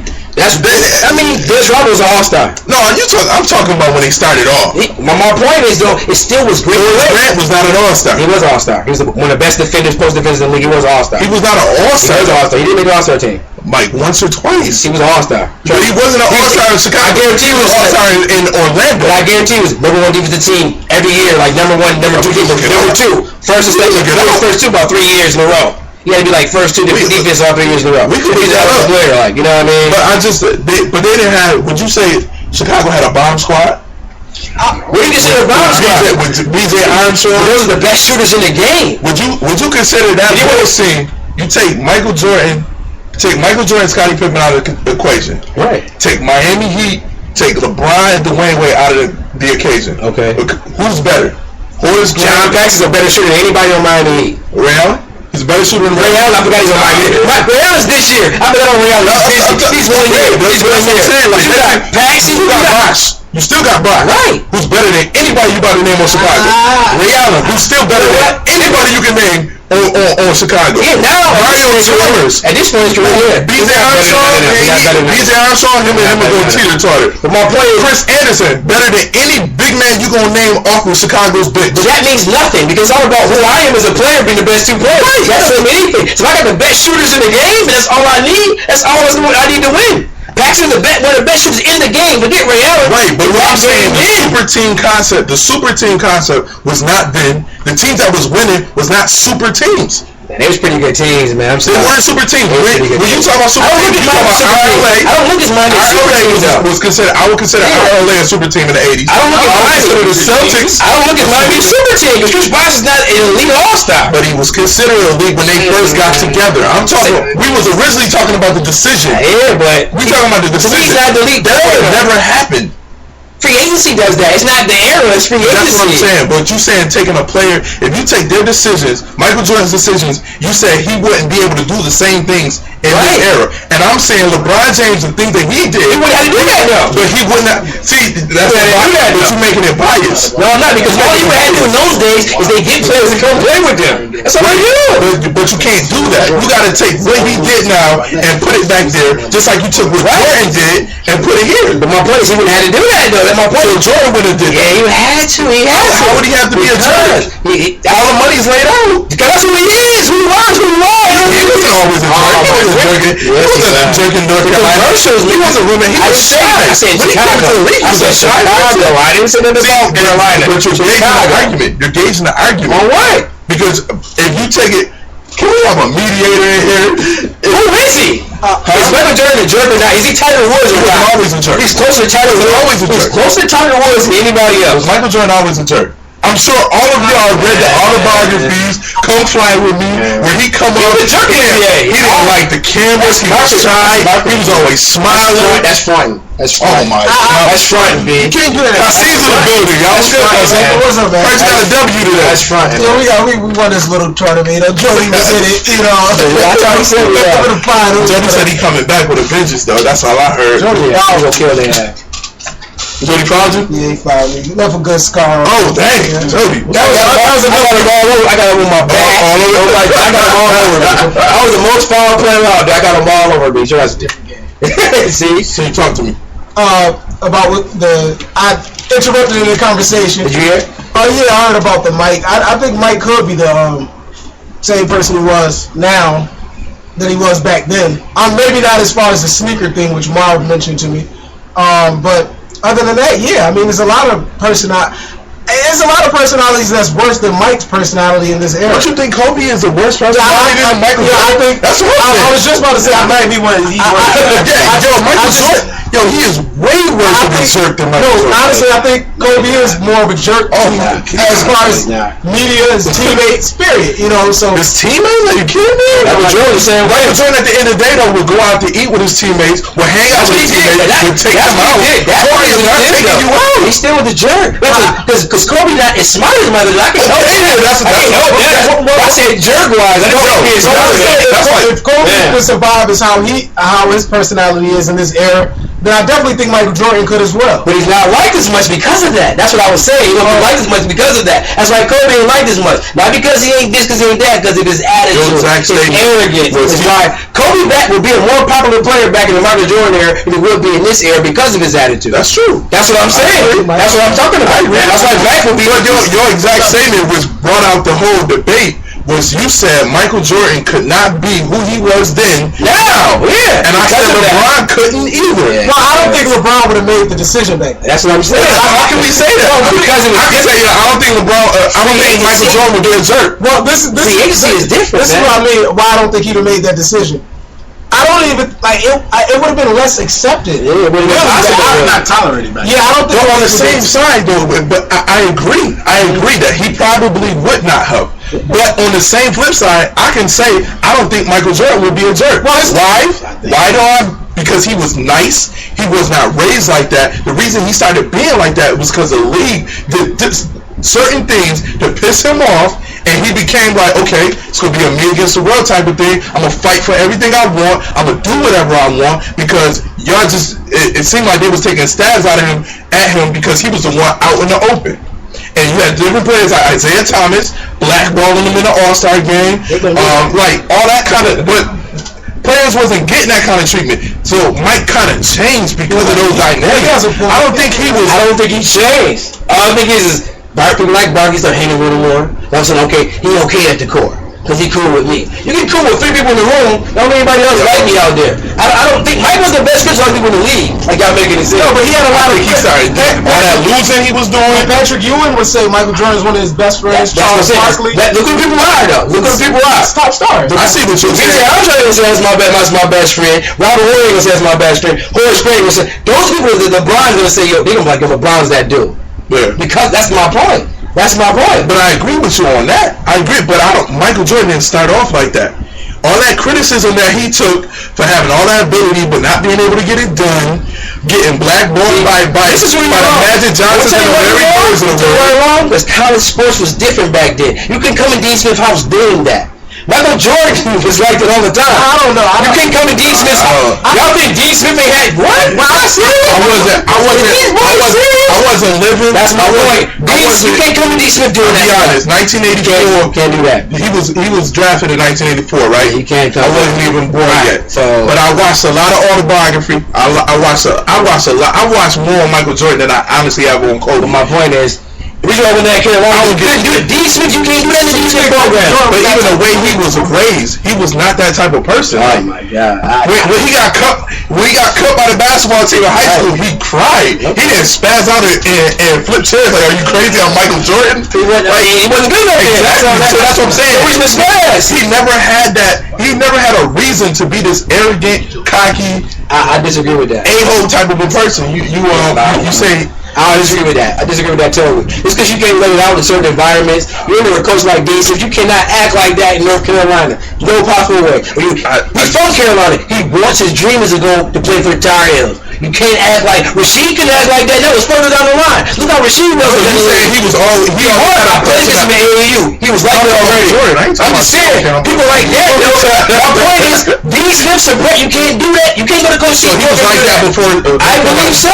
Dean Smith would say Michael Jordan was. Because you can't do that in the program. Why do you believe like he was? Where do you get that from? That he was like that before? Personality's that strong. It don't come out of nowhere, Kenny. It don't come out of nowhere. It's always been in you, bro. That don't come out of nowhere, man. You just don't wake up one day and be that abrasive. You don't do that. That can grow over time, though. Not like that. That's too far. That's too far. You say John Bass is scoring a bucket on me, punch him in the eye. That's too far. Your personality don't transform. Story. Yeah, that is a story. Steve Kerr was it Steve Kerr? Steve Kerr was one of your said he's fouling him and wouldn't stop fouling him. He said, "You foul me again." See, that's my problem though. But fouls fouled again. I mean, Steve Kerr. But I'm saying he said make a bucket on you, like no, the real whole story is that he was making buckets on Michael the other end. That's the whole real story. But y'all don't leave. That people leave out. Don't even talking like, you know what I mean? He was there. That's the whole big story. I watched this stuff when it happened. That's why. Man, we was there too. I was there. I was watching TV. You wouldn't understand it. You wouldn't understand it. What are you talking about? I saw Mario from Michael Jordan stand up to 5 o'clock in the morning playing Monopoly. Still lost. Kicked the Monopoly game over. Off and he was competitive. That's not competitive right there, man. That's beyond competitive. You're going to lose. Beyond competitive. I agree. That's what made it. That's what made it was, though. To a point. That's what made it was. And it was an addiction. He was playing a horse. It helped him. He was playing a horse with Rip Hamilton, and they were waiting to take the bus, the Washington Wizards bus to the wherever they had to go. And Michael Jordan would not leave the gym until he came back and won in horse. Thank you. Like, you serious? But no, I'm not disagreeing with that. I'm disagreeing with the fact that, first of all, I feel Michael Jordan, Kobe Bryant, and Phil Jackson said it best in his book. I read this. Michael Jordan was the type that he was competitive beyond the basketball court. Yeah. With Kobe, after you leave the basketball court, he don't care about nothing. He don't care about video games, whatever. You know what I mean? He's not that competitive. He's close-minded, so. So what I'm saying is, whatever you said about Michael Jordan couldn't do such and such nowadays, you might be true. I didn't disagree with that. I'm saying LeBron couldn't do what he did. No, I don't think he could. And I don't think he. And that's what I'm saying. In the state, we never do that back then. but you can't say. Then I would say, I don't think Michael Jordan would gamble as much as he did. That's completely different. But I'm saying, make a decision back then. If the game was different, you couldn't do that. My argument to that is because of the amount of Twitter and the amount of social media, Michael Jordan would not allow himself to be caught in them type of situations. This is the thing. A gambler. That's a lie. You're gambling. You gotta cut a lot of stuff. What I'm saying, a gambler is a gambler. Is sometimes it's an addiction. LeBron making that decision, I think that could have been. It would have been different back then because I don't think it would have been even allowed. You know what I mean? Can we prove it though? No, free agency. Free agency. We can't prove that Kobe could beat Kyrie Irving one-on-one. Well, that's gonna be proven one day. What I'm saying is, if you take two arguments, you have to make the argument fair. You can't say we gonna judge this person off of his actions, but we not gonna judge the other person off of his actions. I'm saying LeBron is transcending no matter what. That's what I'm saying. What I'm saying is, I'm not saying LeBron back then. LeBron personality, he wouldn't have been goofy. Yeah, he would have been goofy because that's part. Exactly. So I'm not saying it changed his personality. I'm just saying as far as the decision, making that decision, I don't see that happening. So you said if LeBron James had lost in Cleveland 7 years in a row, had the best record in the league, he wouldn't think about leaving. Now I think he would. I know. I'm not saying that. Like Charles Barkley in Philadelphia demanded trades, like stuff like that. Yeah, that stuff happened. So if Dwayne Wade was calling, and it happened to be the same year Chris Bosh was a free agent too, they all was drafted together, they wouldn't all say, let's go to Miami. I'm just saying, I don't think so. And if it's still possible, I just don't see it happening. I think that would have been like, it was more accepted now. And even though it was frowned upon, it was still more accepted. I don't even think it would have been accepted. I think he would have lost even more respect amongst his peers. He would have. And that's what I'm saying. He wouldn't have had the respect. First of all, think about the chosen one. So we're saying he wouldn't have did that in high school. He wouldn't have had that tattoo, and that wouldn't have a problem in his peers. His peers coming into NBA talking about vets, where every team had vets, every team had an enforcer. He can handle the target on his back. He can handle that, yo. Them players, they ain't better than him, so he can handle that. I don't see all right. When the game is more physical, so he gonna would he flop? He wouldn't flop. He could. My point is, it wouldn't work. You only flop because you get the call. That's the reason why you flop. You know what I mean? When you flop is because you get the call. People flop back then, but Reggie Miller got the call. Everybody else didn't know how to do it because they didn't get their call. You can't flop unless you make the call. I don't understand you get that. You can't flop without getting the call. It's a lot of players in the league that I actually think take advantage because they know they're gonna get the call. Like Chris Paul, like you know, I'm a Chris Paul fan. Right. I think he's a hard-nosed player. I think he could have played in other eras. But I think he could have. He flops in this era because he know he gets the call. Sometimes I watch him be like, stop. You know what I'm saying? But he getting the call, so he abuses it. And guess what? the peers of that day don't believe LeBron James will play in that. You know why? Because they hate him. I think a lot of people look at his physical talented makeup and say, "Dang, you know what? Dang, yo." You know what I mean? They be jealous of that. I think people look at the fact. Jealous of him, I think people look at the fact that he's more athletic than everybody. But when you look at back then you were a better shoot. There were better shooters back then, and he's not a good shooter. So. Understand this? So he would be a bruiser. He could. You talk about Magic Johnson. Magic Johnson wasn't playing out on the perimeter like that. What you couldn't do back then, okay? What you mean? What you couldn't do? Defense-wise. What you couldn't know? Oh, you couldn't. Illegal defense. Right. That keep people from triple teaming you back in the day. Oh, well, that's all Mike got to the hole his first 8 years. He couldn't shoot a lick. Illegal defense. He couldn't shoot a lick. Illegal defense is basically you can't double team a guy who doesn't have the ball. Right, but back in the day you couldn't stand in the paint for a three. You couldn't stand in the paint at all. Weak side, none of that stuff. But the illegal defense that wasn't much bigger. It is a big difference. Because now you can put 3 people on the side of the court. You can do that back then. I'm saying, but now the zone. So right, you can do that back then. I just don't think he has. The thing was the hand checking like that. I don't think his skill set is what? No, wait, hold on. What? I don't think his skill set is what? I don't think his skill set at his size would allow him to do the exact same thing he does now in the game then. He would did more. He did more. I think he would have got. You know he did more? Why would he have done more? But Michael Jordan feels like in today's game he would have did more. Of course, Michael Jordan would have done more. Exactly. So why would LeBron do more then? I said he would do more. I mean, LeBron would do more back then. So why? Because if like I said, you could do more than Jordan. No, I said he would just do more than he would do now. He would do more than Magic. I didn't say he would do more than Jordan. You said that, but I said he would do more. He would do more than he does now. Why? Because that's the way defense is playing nowadays. You gotta play 1-on-1 back then. But Mike couldn't shoot a lick. You led the league. Mike could not shoot it. The first 8 years he couldn't shoot it all. Yes, he could. Oh my God, man. If you want the Jordan rules, Popovich got the Jordan rules from Detroit, yo. The Jordan rules, Popovich got that from Detroit. Michael Jordan jump shot improved as years went on. As he couldn't shoot. He was always a better shooter than LeBron. Oh my! He's always had a better mid-range jumper than LeBron. My point is again, you know. Again, my point is man-to-man defense was a lot different back then. You had to play man-to-man. So therefore, the lanes down the basket was wide the heck open. One big man in the back. So one big man in the back. So why did Michael Jordan have 2 men meeting him at the basket all the time? It was usually one man. His man trail, and the big man coming over. You come over nowadays, it was 2 men, especially when you get a lamp. Watch the finals. What the Spurs did? They put Duncan on the block, and they put Kyrie on him, and put another on the same side of the court. Back then, you could put 3 people on the same side of the court. It wasn't 3 people on this side on offense. You couldn't double team. You see what I'm saying?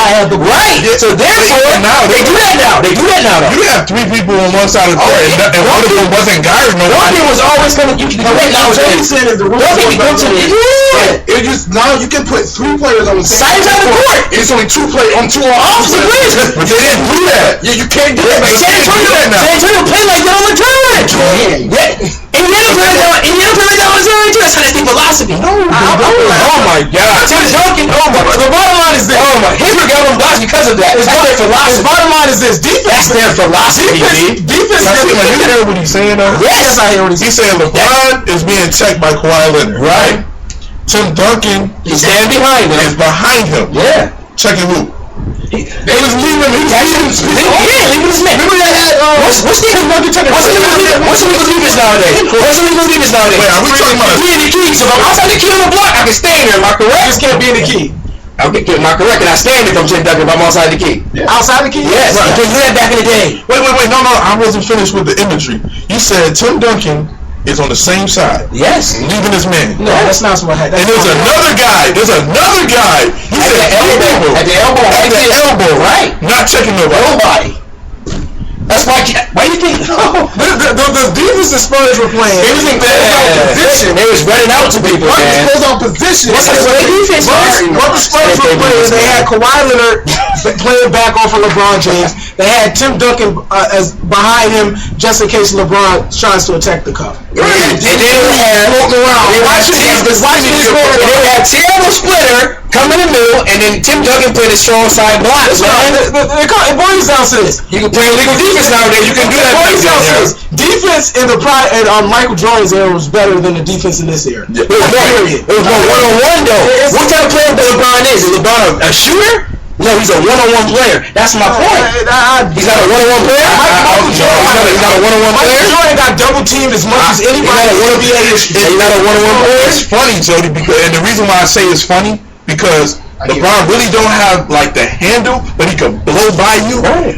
But if he don't get the blow by you, there's really nothing else he can do but pull up. But my so I wouldn't necessarily say he a one. When he go to the block and he in the post, then that's a totally different story. Take that extra defender from behind it, from over near the basket, and then he can just attack the rim. Because you can't have three people just standing there. Look how oh my God! Well, that's not the same thing. That's not the same thing. Their defense is predicated on playing zone on the whole court. Yo, their defense is predicated on sagging off. Oh, it's playing zone. They play zone. What is y'all watching over there? Oh my God! Because y'all not seeing it. Look. Everybody's guarding somebody. They close out the people, man. They close out the people. But everybody's guarding somebody. They're trying to. It seemed like it was nobody. Back in the day, you can tell them two people right there in the lane. You see that? Chalmers and Wood. I was just watching that. Oh my God. I was illegal defense. That's illegal defense. I was just watching the Michael Jordan. Defense. I was just watching the Michael Jordan DVD today. And they call it illegal defense. This is what they call illegal defense on. You cannot be in the paint below the free throw line if somebody's at the train line. Okay. That was illegal defense. And he just get the elbow. You can't beat it. Like, look it up, man. So basically, you can't. Miami do it sometimes too. Miami do it sometimes too. That was illegal defense. Now you gotta be kind of in. No, you can get away with that. No. Yes, you can. You can get away with that nowadays. You can just bottom line. All you gotta do is stab the paint. That's all you gotta do. If you know the rules, you gotta stab the paint nowadays. Bottom line. Am I correct? All they call is illegal defense 3 seconds nowadays. Am I correct? That's all they call. That's all illegal defense is. There's 3 in the key. So what you just said, you got below the foul line, and you got to trade. That's illegal defense. So I can't hold the rim then. That's a bonus versus off the rim if I gotta be above the foul line. That's what I understand. I do understand what you're saying. But let me ask you this: Who did the best defense on LeBron James this whole series? San Antonio. No, who one-on-one? Who played the best defense out of all the defenders of San Antonio on LeBron James? By the numbers of somebody else, but Kawhi Leonard. By the numbers. By the numbers. How many 10 minutes a game? Were there in the 10 minutes a game. How many boards? What the different defenders that you gotta know who don't play? Okay, the game, yo. This is what I'm saying. Oh my God. The reason Boy just tried for 40 minutes, see when he gets 50 on his head. The reason Michael Jordan would have the reason Michael Jordan would be better in this era as far as scoring wise is because you can't hand check. You can't do all that type of stuff that you could then. You gotta shoot jumpers in this era. And Michael Jordan's a great so long. You gotta shoot jumpers in this era. Michael Jordan's a great shooter. What are you talking about? 90 from the second comeback on, all he was doing was shooting jump shots. You gotta shoot jumpers this game. That's all he was doing. High post, this era is not nearly as physical. The Detroit Pistons back that can't happen nowadays. Exactly. So y'all see how you waiting on him? That was illegal back then. That's illegal. You can't do that. So therefore you get a dunk. Look, you would get a dunk instead of the freaking fall. That's what I'm saying. So now you would get a dunk. Defense back to No, I'm not. Wait on who? Wait on. Watch. You know, you gotta play. See how you waiting on Dwayne Wade? Where's his man? You can't do that. You can do that again. If somebody has the ball, yes you can. You can't do that. He was waiting for him. He didn't want by the ball. He's waiting. You can do that if you have the ball. He was waiting. You can do that. First off, illegal defense is somebody has the ball, you can double, triple, do whatever you want to them. What are you talking about? But you can't sit there. You have to listen. He was sitting before and he below the foul. What did the rule you said? Yo, ladies and gentlemen, I was worried on how we was gonna get through the show because I ain't have enough stats. Yeah. But this debate is filling up the stats right now. I think it can go both ways. I really think Michael Jordan probably killed his era because But saying LeBron would have did more. I'll put it like this. The great players, the best of the best, they're going to be able to perform in any era, in my opinion. But to say LeBron James would have done more in that era, explain how. Defense is more physical. The game is more physical. It was played. I love LeBron James' game, but you're having problems getting past Boris Diaw. What you going to do with guys putting their hands on you? He was playing 6 minutes a game against him. Who cares? But you listen to the end of his question. Who cares? When people are putting hands on you. They're allowed to do that. They're allowed to do that. When you care. You care. Yo, you gotta think about it now. When LeBron James is blowing by you, you're not allowed to put no hands on him. Now think about back then when he's going to blow by you, and you can kind of gauge him. You could push him with your arm. And back then you also could grab the hand and grab it off him too. So it was like this. Oh, it's like, come on, the defense back then was tougher. That's I couldn't move his hand. Let's So imagine he's on the court going like this every single time. Well, no. But I agree with you, Jody. You're not saying the same thing I'm saying though. I'm saying when he's darting to the hole one-on-one. When you go into the hole on one-on-one, you're not thinking too much. Oh, he about to put his hand on me. I'ma swipe it. You're not thinking that far ahead. When you hand shake to the hole to do that. Mike did it. So defense nowadays are What are you talking about? That's not what I'm saying. That's not what I'm saying. What I'm saying is it's more for his game. Because he's a one-on-one player and ain't nobody in the back hanging up all day. Right? LeBron. So who's the better one-on-one player, LeBron or Mike? Mike is definitely better one-on-one player. Kobe or LeBron? That can be debated. You know why it can be debated? I'm a Kobe fan like you, but it's all about efficiency. Kobe Bryant is the best one-on-one player ever to play the game. He's up there. I can tell you, it's all said and done, yo. LeBron would be the best one-on-one player to ever play the game. I don't know about one-on-one. I think Michael Jordan is the best one-on-one player. I think Kobe. Like I said, because Kobe got range. Okay, number one. Number two, Kobe's got every move Jordan has and some. But just not and he's my boy, but he ain't that efficient. So that takes you down a lot. It does matter. I think it does matter. Efficiency. Okay, so if we say, yo, I beat him one-on-one and I had more moves, but it took me more shots. That's one-on-one player. No, I can't say efficiency. Yes, I can, because I'm saying Mike will take the better and smarter shots more often than Kobe is. That's one-on-one. But Kobe has the more of an arsenal. He got better three-point handle. He got 3 points in one-on-one. So that to me, he's a better one-on-one player. But I think Mike will take the better shots. If they play one-on-one, that's a smarter one-on-one player. So I'm saying they go. Whoever matters. I think whoever you do 2 things that I do 4, I'm still better than you. I feel like this. I think whoever's so in that case, LeBron James is the best player ever. No, what I'm saying is nobody can do as many things as he can do. No, what I'm saying is I agree with good as he can. What I'm saying is the same thing Ron Artest said. When they asked him who's the hardest player to guard one-on-one, he said Michael Jordan. No, he ain't said that. Yes, that is what he said. No, he did. Yeah, that is exactly what he said. Bonte Ellis. Did he for real? No, he said Bonte Ellis. He said Bonte Ellis. What I saw recently. When he said that, I was like, let me rephrase it. Recently, they asked him. He was on one of them shows. Yeah, LA. They asked him about Kobe, LeBron, and Jordan. He said, who's the hardest to guard? He's like, Michael Jordan. He's like, he's the toughest person to ever guard one-on-one. He said LeBron's difficult because he'll make the pass as well. Right. But I agree with that. Michael shoot 8 times in a row. But if he asked him, I agree with that. Michael shoot 8 times in a row. Tougher to guard? He said Michael Jordan. LeBron James, Michael Jordan, or Shaquille O'Neal? He's gonna say Shaquille O'Neal. Shaquille O'Neal got more moves. He's just better in the post. So to say, yes, it is because Michael Jordan is better. But I'm saying he's checking Kobe, Mike, and LeBron. He checks them guys one-on-one. Right. So that's not. But at the end of the day, Michael Jordan is better than me. But I'm saying he's saying checking them. He's saying guarding them one-on-one. Who's the toughest one to guard? He said Michael Jordan. Right. I agree. I agree too. That's one-on-one. But to me, that don't make Michael Jordan the best one-on-one player, though. Well, I think he's the best one-on-one player. Yeah, that's what I'm saying. That's why I think Michael Jordan is better than anybody. But the best, you're talking about arsenal, I think Kobe got more of an arsenal there. Anyways, guys. You might as well throw another one there. He got just as much as bad an arsenal as anyone. He can put you in a post. He can shoot the jumper.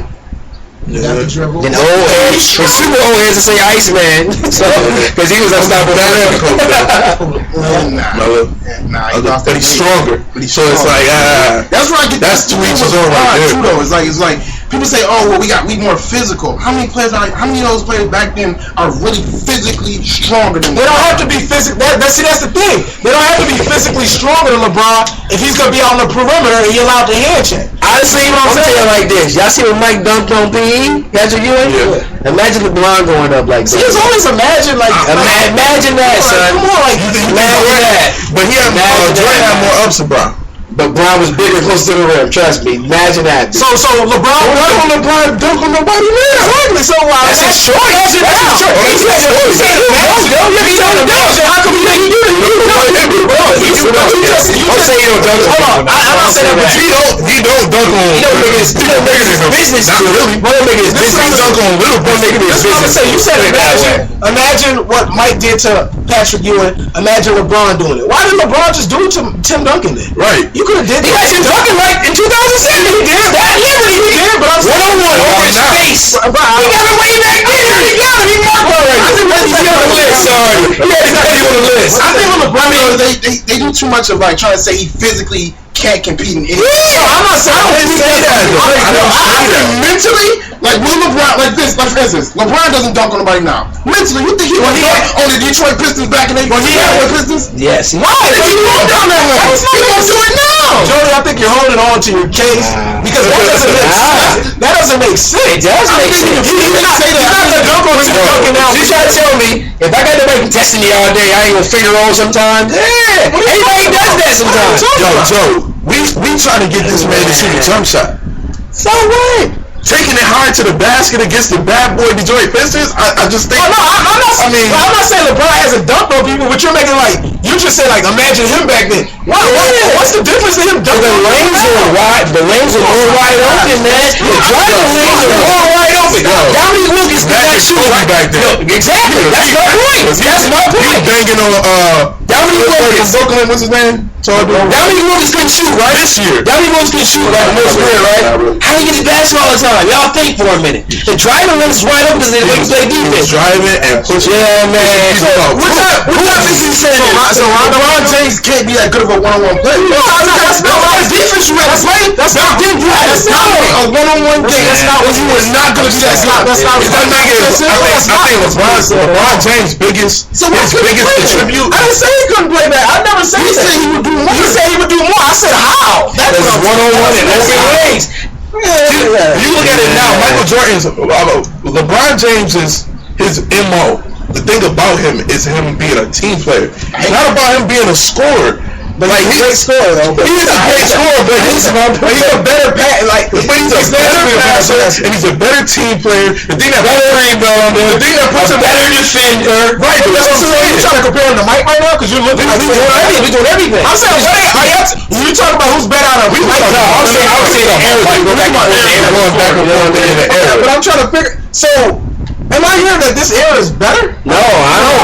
Are you saying it's tougher to play in? Are you saying Michael Jordan today, but LeBron could be LeBron. I didn't say basketball. I said all the quarterback. See, they did that.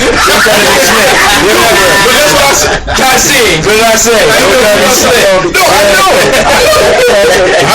I know. But what I'm saying is, I felt like LeBron would not be as impact of a player on the court back then than he is here. I think. For what reason though? That's what I'm saying. I want to know what reason. A lot of kids, just like was this Tracy McGrady said, it's a lot of boys nowadays, man, compared to grown men. Like grown men, that come as a physical big game though. I'm talking about his mentality. It's a lot of boys back there, right? You know what Tracy McGrady got to say? That was homeless for the show. You know what Tracy McGrady got to say? It's a lot of men gonna be on LeBron team too back then too. He even playing with boys on his team too. Oakley might be on his team. What happened to Oakley on his team then? How you gonna poke him if Oakley on his team? That's got y'all throwing dynamics out the on his team and you the bad boy Pistons, you don't care nothing about no. Yes, you do. They had to worry about that. You had to worry about Oakley. But they still beat him. Oakley was playing with Chicago when he was playing golf. He the one holding it down. And the Pistons didn't care nothing about no Michael Jordan, and they beat the boys. But eventually, as they got better, more talented, he's gone. He was gone by the time he got gone. But my point is, it's gonna be a first-round LeBron team too. It's not. You're not gonna be without the same people. I'm talking about him. The enforcer cannot stop them from keying in on him on defense. There's only so many picks you can set as one man. You know what I'm saying? Like, I'm saying mentally. I think like I always say, the best of the best could play in any era. Now I don't know about the 50s. I ain't gonna say that far back, but from the 70s, 80s, 90s, the best of the best, they're gonna be good in any era. When Dennis Rodman said LeBron couldn't play back then, I disagree. I think some of them 70 played it. I think he could play. It depends. I don't think he would be. You think I don't think he would be the best player in the world. I don't like think he would because Michael Jordan. Yeah, he would be top 3 easy though. I don't see how y'all don't see that. I don't think he would be better than Magic. Okay. I don't think he would be better than Mike. Okay. He might make 3 depending on Bird, because I'm biased against Bird, because I don't think Bird was on against him either. I just don't think Bird can physically compete. I'm not impressed with Larry Bird. Are you impressed with Larry Bird, Jody? Yeah, I'm very impressed. He got a lot of rebounds in them key playoff games. He got a lot of rebounds a lot. He have a triple doubles too here, and then they need him. He's money. It's clutch. The thing is, people, the reason Larry Bird is better than LeBron? No. That's what I'm saying. LeBron probably would be top 3 to me. That's a skill wise though. The reason people overlook Larry Bird, I'm not just gonna say because he's white, but because his athleticism. You just compared him to Page. Page couldn't pass like that. Page couldn't pass like that. I think he'd be like Page couldn't rebound like that. So Page wasn't feared like that. He had fear right now. He'll be a great player. He shoot outside. He shoot outside all day. He's a fear factor. He was 20. If you got somebody like a LeBron, he was 22 and 5. Because guess what? He was a dead-eye shooter, but Dirk shoots better than him. But Dirk ain't more clutch than him. That's the key about Larry Bird. Okay. Larry Bird, because of course, you know, I'm 1 for 18 today. They're running the play for me. It is going in. Okay, it's going to go in. That's what he do. This is something you just mentioned, Dirk. It's will. Dirk shot better, but they were both great shooters, right? Right. He's a better rebounder than Dirk, and by far a better passer. So imagine Dirk with getting 10, 11 boards and passing. We'll be like, he's the best player in the game. One of the best players. But y'all would sit up here and say that if LeBron was in that era, he would be better than Bird. Do I think so? I think so. He done proven himself. Yes, he done proven himself. LeBron would be better than Bird. I think so. Okay then, so that's what I'm saying. Like I would take LeBron is a transcendent player, man. Depending on how far we going back, because we got Kareem. That's the only person I would throw in. So in the '90s, where would he be?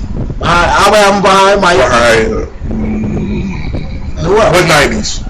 The start of the '90s. We're assuming that his team is going to be. You know what? No, we're assuming that his team is going to be the Cleveland Cavaliers.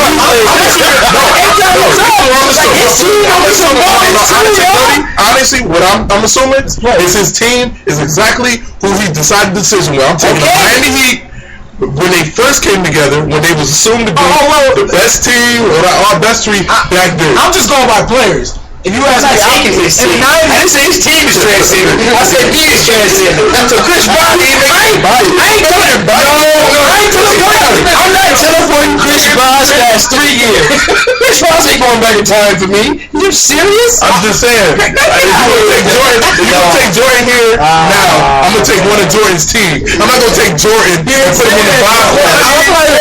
You give me Jordan, and then whatever I'm putting Jordan in front of LeBron, and and depending on what era. That's kind of same banging, yeah. Depending on what era, like in the '90s, who else would be in front of him besides Mike? I'm trying to think. Shaq is debatable. Shaq to me in the '90s.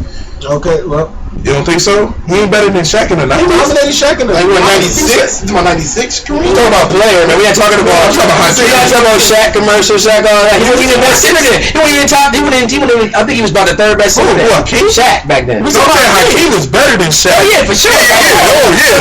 Shaq. No. Shaq, man, he been 3rd, 4th best center. Shaq was the 2nd best. I love Patrick, but okay, I can feel that. But David Robinson, he wasn't better than him either. He hated David Robinson because the thing that happened to him when he was a kid. So I would say Hakeem, then Shaq. What happened? Shaq he went to high school in San Antonio.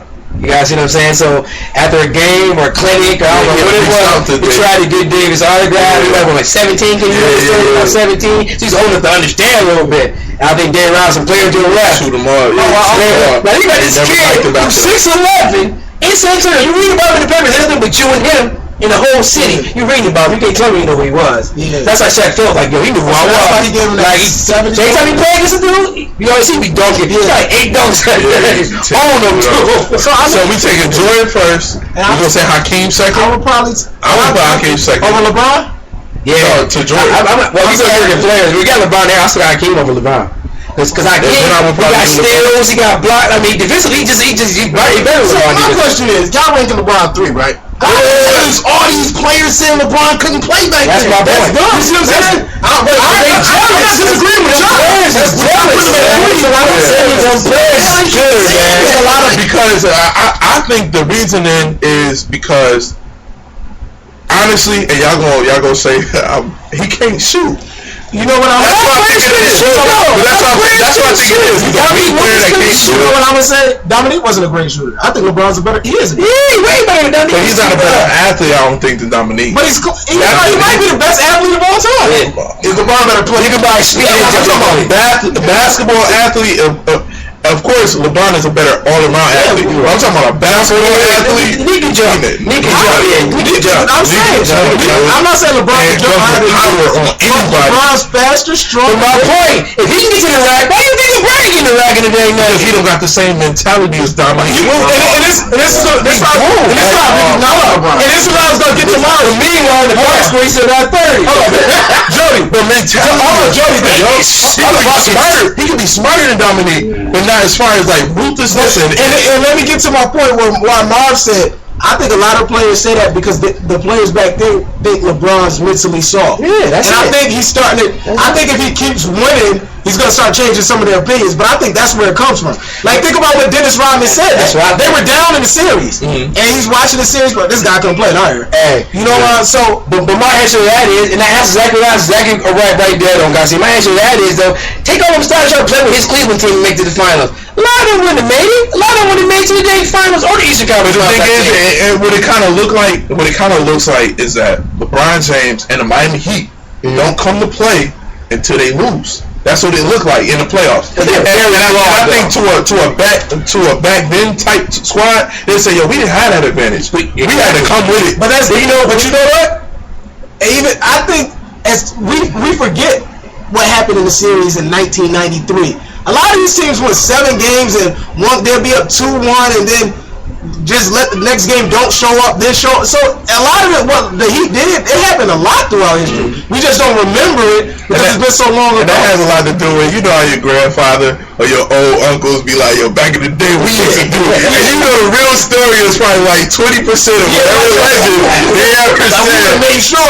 How come the Celtics win 7? What you're saying is true. You know what I'm saying? Yeah. So, if I think about Miami, I really think when you talk about great team, if they become a great team, I think they need to win one more chip and this other third chip together to become a great team, so to speak. And to put them in that category to me is kind of because their team is very flawed. Like they gotta be like, if they become a great team, and I need another third chip to do that. To me, they're one of the most flawed great teams ever. I don't know because LeBron carried a lot of them up.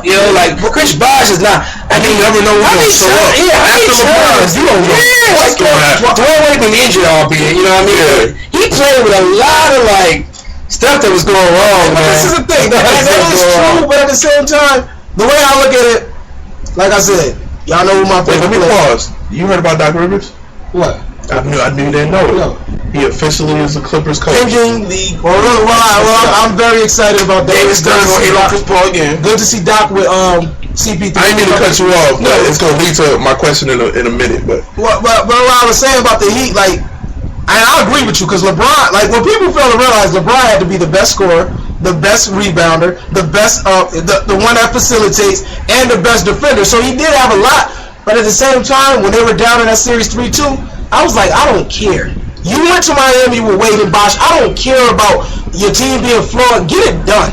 It's that simple. Remember I told you when you wake up and he got his done. You're down 3-2. That's a clutch moment. The moment you wake up. Yeah. When you lost Game 5, you already know. Game 6 is a clutch. But like I was telling them before you came up here, if Ray Allen, if Game 7, Dwayne Wade would have showed up and took over that game and pretty much been the hero from that game, and LeBron didn't do the 37, 4, and 12 like he did, and they still won, I would have came in today and smashed LeBron. I don't think you could. And the reason why was because Ray Allen saved his life Game 6. And Ray Allen did save him, but you know what?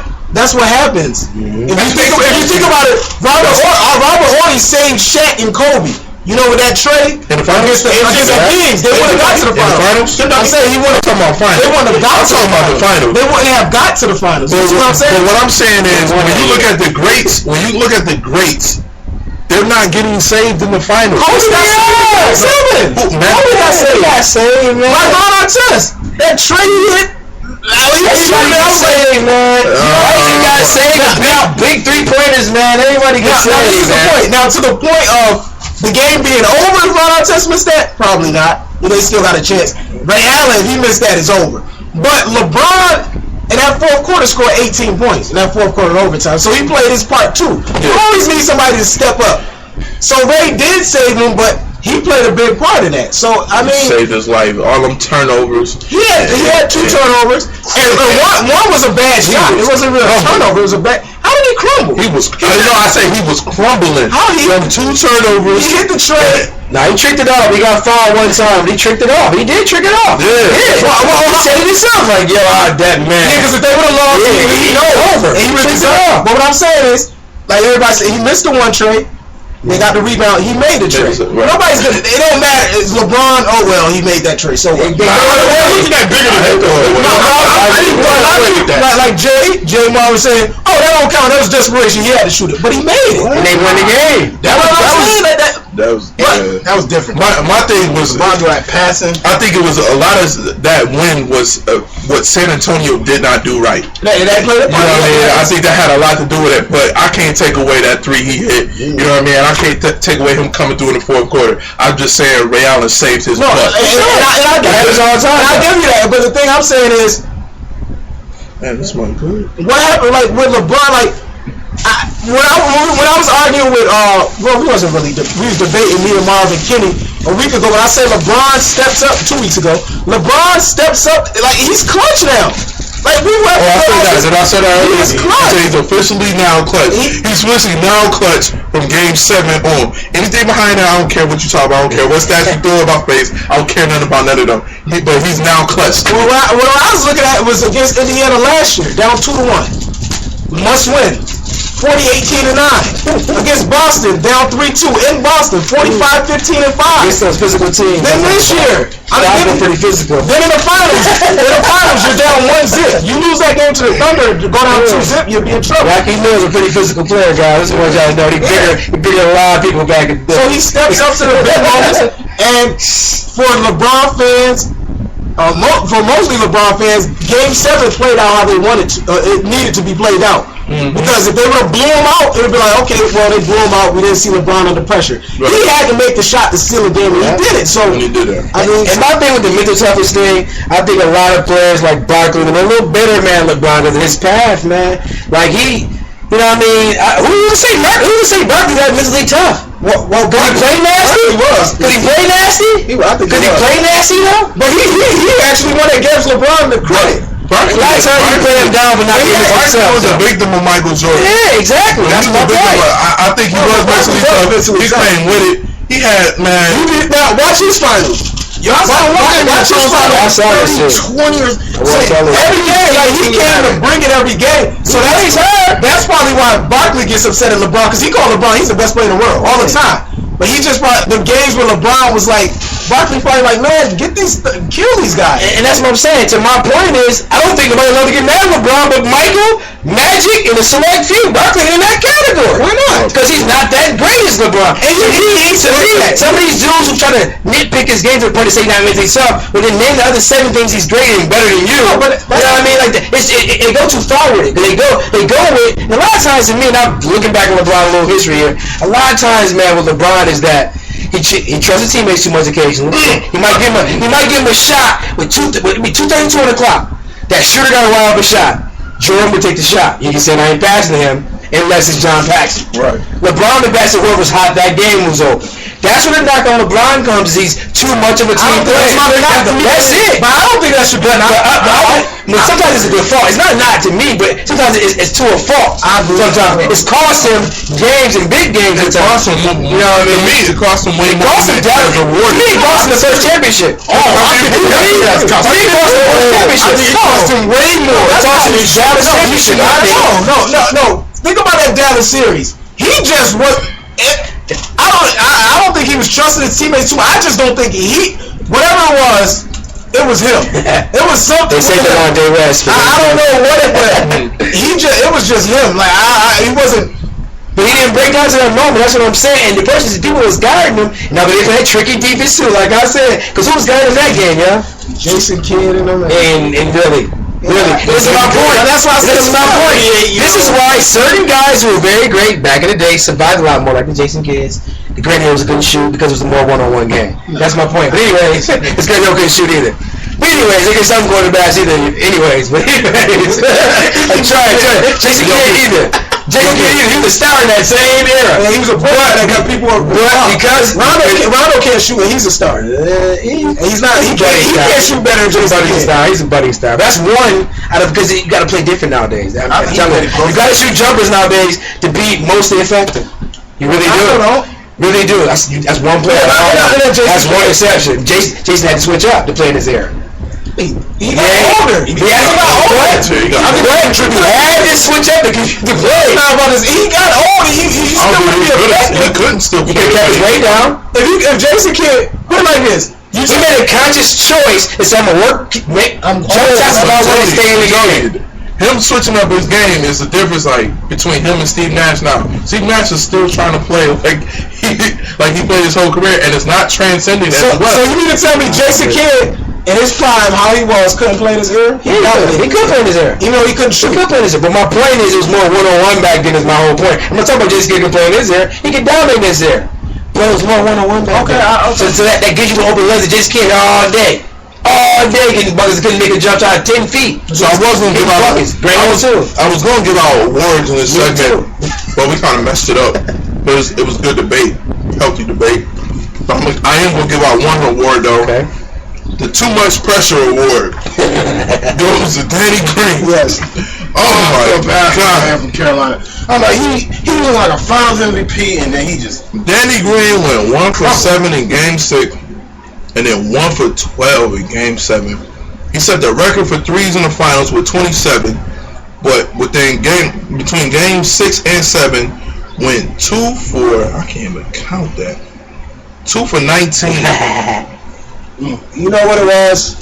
Danny Green made the trades to break the NBA Finals record. Ray Allen made the trade to break the Spurs back. Pause. Mm-hmm. And the funny thing about it, I was talking to my friend, and I was like, the way Danny Green, you got friends? Yeah, a couple. The way Danny Green is shooting, I was like, Ray Allen should take it personal because you're known as the best three-point shooter of all time, and this guy's just lighting up the series.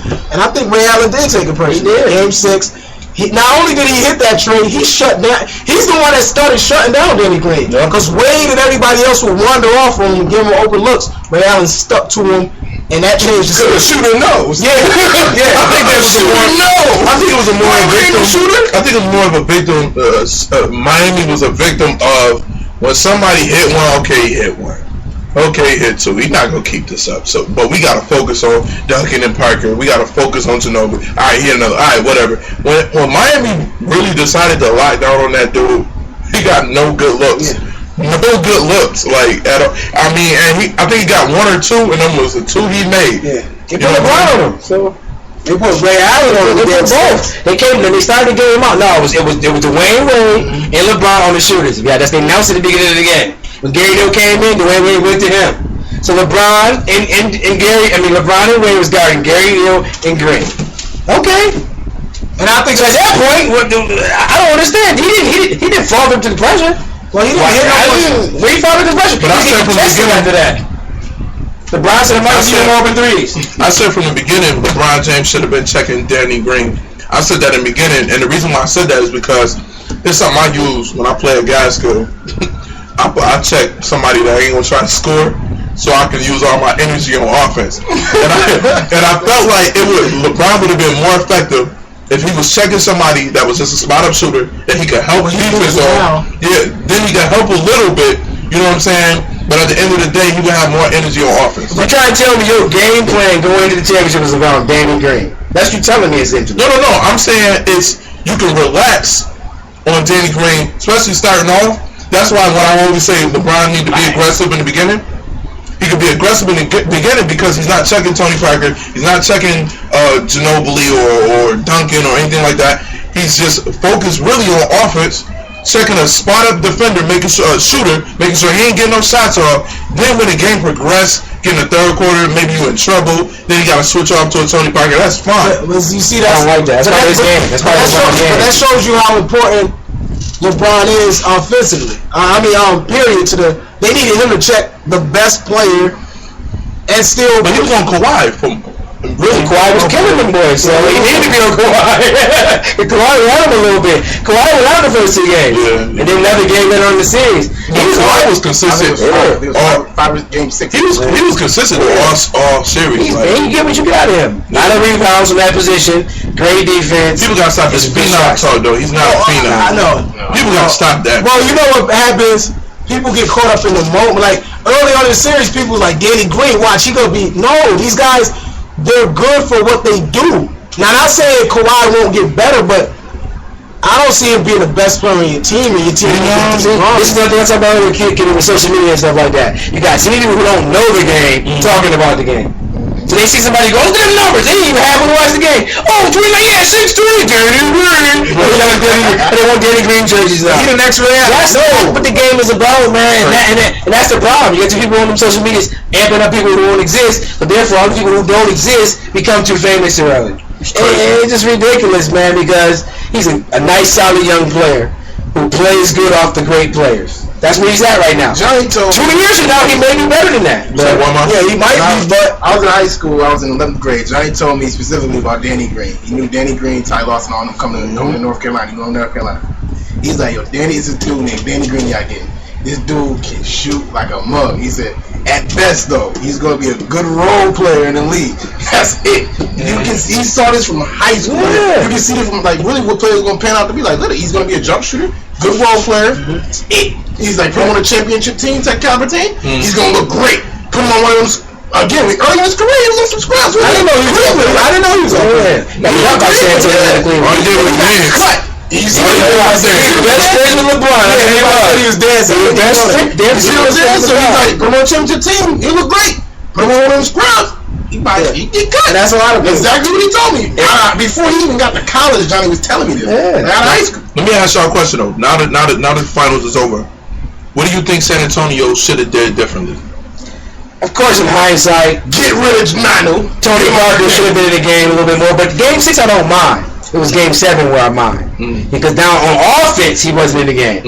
Yeah, he was 4 for 12, granted by then, but what he could have done is attracted the defense by penetrating and got to somebody for an open bucket. Instead, you got out of control Ginobili trying to make a play. He ain't been to play all year this year. You know what I mean? So that was my only really moment of applaud. I mean, these are things he's done in the past to win chips.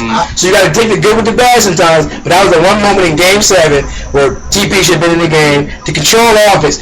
Because he always know how to score. He can set the offense too. Yeah, he can set it up. He good to continue the ball in his spots, then relocating and cutting, and TP find him off the cut for layups. So I don't understand what Pop was. I know what he was thinking to a degree because of what he does, but at the same time, he took it too far in this game. It cost him the series. It cost him the stretch run. I think Pop's name and his legacy and so forth is going to help. Just throw this under the rug, but I think he was horrible the last 2 games. Not intelligent trash talk. Just horrible.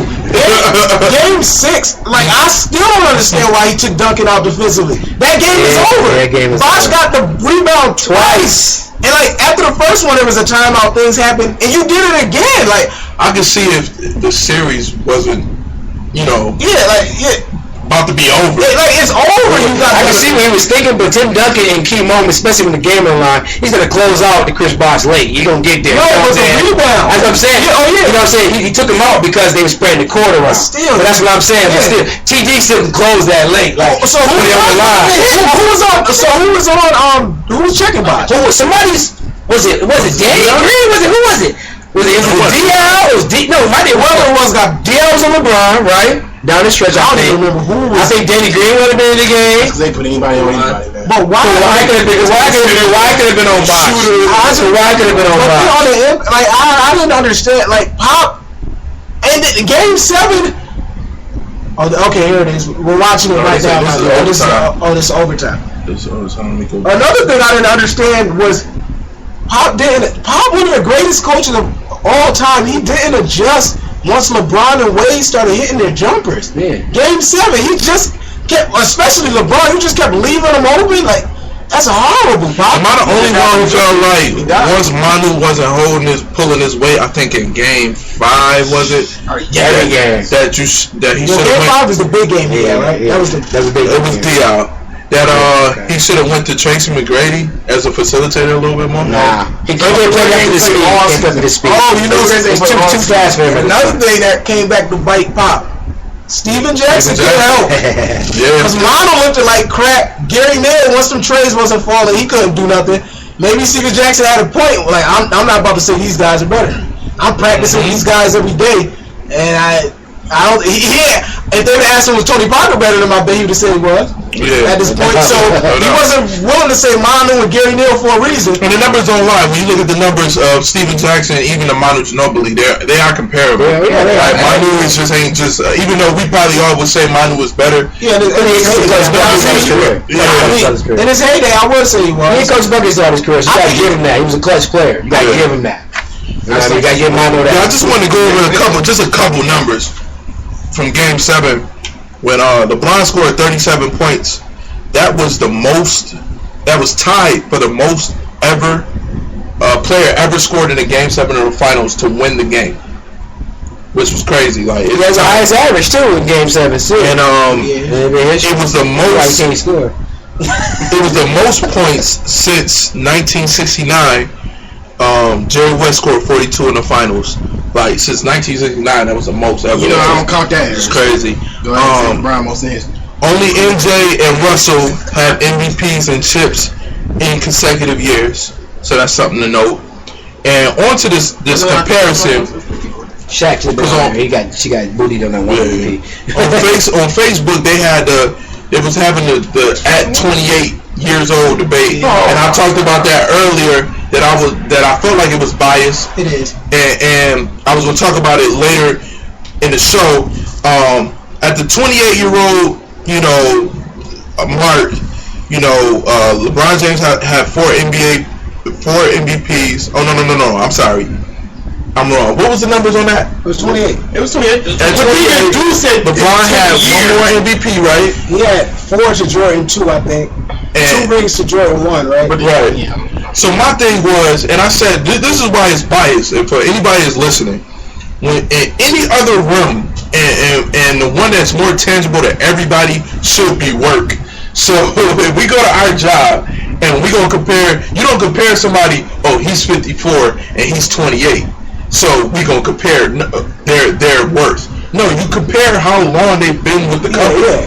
You know what I'm saying? So regardless, whoever has the most experience in that field is the most experienced, or you go based off of their whatever. So to me, it's more fair to go 10 years in. Exactly. If LeBron James is 10 years in, MJ 10 years in, and 10 years in, it's not even bad. It's close though. It is close. And 10 years in, LeBron James 28, MJ was 32. MJ went to school. So, you know what I mean? So, but MVPs, LeBron has 4, MJ had 3. So it's not biased. Like I'm trying to say, I'm trying to make a case. That's honestly, it's more legit. They should use that one. Finals MVP, LBJ got 2, Mike got 3. Titles, LBJ got 2, and he got 3. Now next year, LeBron wins the championship. It's like, you know what I'm saying? It's still close. You know what I mean? People should use that list anyhow. How you had it 10 years in, right? But it was made by a LeBron fan who just wanted to be completely. But that's biased because you're going by Jordan at 28 was only what 6. You're going by something you know already. Yeah, you tailor your stats to make a player look better. Kenny, you're being biased. If you say like I'm using 10 years, that's an even player field to me. Right. I don't care if a player was sitting his first 3 years. I don't care. And even if you took the 28 at 28, and I told this person, I said, why didn't you mention the fact that Michael Jordan has a national championship in college? Like, why wouldn't you mention that then? That's something. Right. I think they lost. They lost one. They lost one and you won one though. So why would you mention that? Because that's a championship that LeBron don't got. I just feel as though They want to tailor. I just feel as a point is a. I don't like when people put stats like that because go find 10 years pro. You know what I'm saying? And then, okay, LeBron had more MVPs. You want to make an argument he was better? Okay, make your argument. But don't put it 28-20. Come on, that's corny. I told you they tailored their little points to make that player look better. That's buying. That is the definition of being buying. That's a Johnny George. Who calls it Johnny George? He's going to Johnny George. That's what he's going to be putting definitely in Johnny He George. said that slick shot he took. He's like, LeBron pulls into 500 for championships. Yeah. I'm like, He has a better record in championship than Durant right now. So, I mean, and Westbrook put together. That's a bias. That's a good prime example. Yes, but The sad thing about them is they real good, man. They is not going to win a chip like that. I don't think They might not go back. They may not go back after what people saw this year. As far as the other teams getting some confidence, it's gonna be tough for Oklahoma. I think it depends on what LA does. It's gonna be tough for LA Oklahoma. always matters as long as Kobe's there. Now, I was talking about the Lakers, but the Clippers is LA always matters as long as LA is there. I don't know Kobe. But right now, as long as Kobe been there like 16, 17 years, so I mean, before then y'all had a little drought. Cupcake. Mitch is his name. Mitch Cupcake, yeah. As long as he there, LA gonna fall on the face of the earth. Y'all feel like Miami is a favorite? They have next year? They have to be the favorite. They're the champs, and they still have their. 18 LeBron. They still got the best player in the world, in my opinion. I disagree. But That depends on what Dwayne Wade had for the offseason. I think Chicago's. Dwayne Wade gonna have surgery, which he will. If they don't want Dwayne Wade to come back, the training camp or not, that has a lot to do with my there's team. no way you can put Chicago as a favorite right now because it's still a question mark. Yeah. We don't know how D-Rose. To me, it's the same thing. Dwayne Wade going to surgery, him coming out, and D-Rose coming out of surgery. Yeah. So I think D-Rose will be back. But He's it's back still now. a question mark. Like D-Rose back now. I mean, back to how He's back now. I mean, he's back now. They said he's back now. my thing is though, like Chicago hasn't gotten any better. what they have, what they have done, have the way they got better, better, because they know how to play without him. So when he comes in, That's Jimmy Butler got younger. They really didn't play that much better offense. He took Miami to what, 6? Yeah. And remember, Noah's better now than he was. And he gonna be coming off injury too. Noah gonna get healthy too. And Boozer, he got a It's chance. a solid season. I give him some credit. I don't give Boozer a lot of credit. You know what I mean? I don't really like his game, but he had a heck of a season. Yeah, he did. But he held him down. When they need, not every game, not consistently. When we needed him to score in big games, he came. Yeah. Get rid of him. He get his rebounds. He get his They rebounds. gonna lose Nate Robinson. Yeah, they got to. They got to get some of his money. Which is big for them. Get paid. Without Nate Robinson, they might not made it out that Brooklyn series. They wouldn't. That. Speaking of, But you take on Nate, insert D-Rose. I got some things to say about Brooklyn. They are who we thought they are. I don't know. Jason Kidd coach now. We need to Jason talk Kidd about coach. that. And that's good. That goes back to what I'm saying about Chris Paul. Allow Chris Paul to play, he gonna allow Darren Williams to play his game. And if Darren Williams don't get along with Jason Kidd, it's just you. Yeah, It's you now. Yeah, exactly. But they said he'd be a good friend. So if he, like you said, if he turn on him, then we go with Darren Williams, get you out of here. He's gonna let Darren Williams do whatever he wanna do. Because Darren Williams is a great point guard when He's he's a player that game. needs to So be like that. Yeah. I hate when you try and hold a player back. Like They're very similar, except Darren can shoot a lot better when they had the same ball skills. Yeah.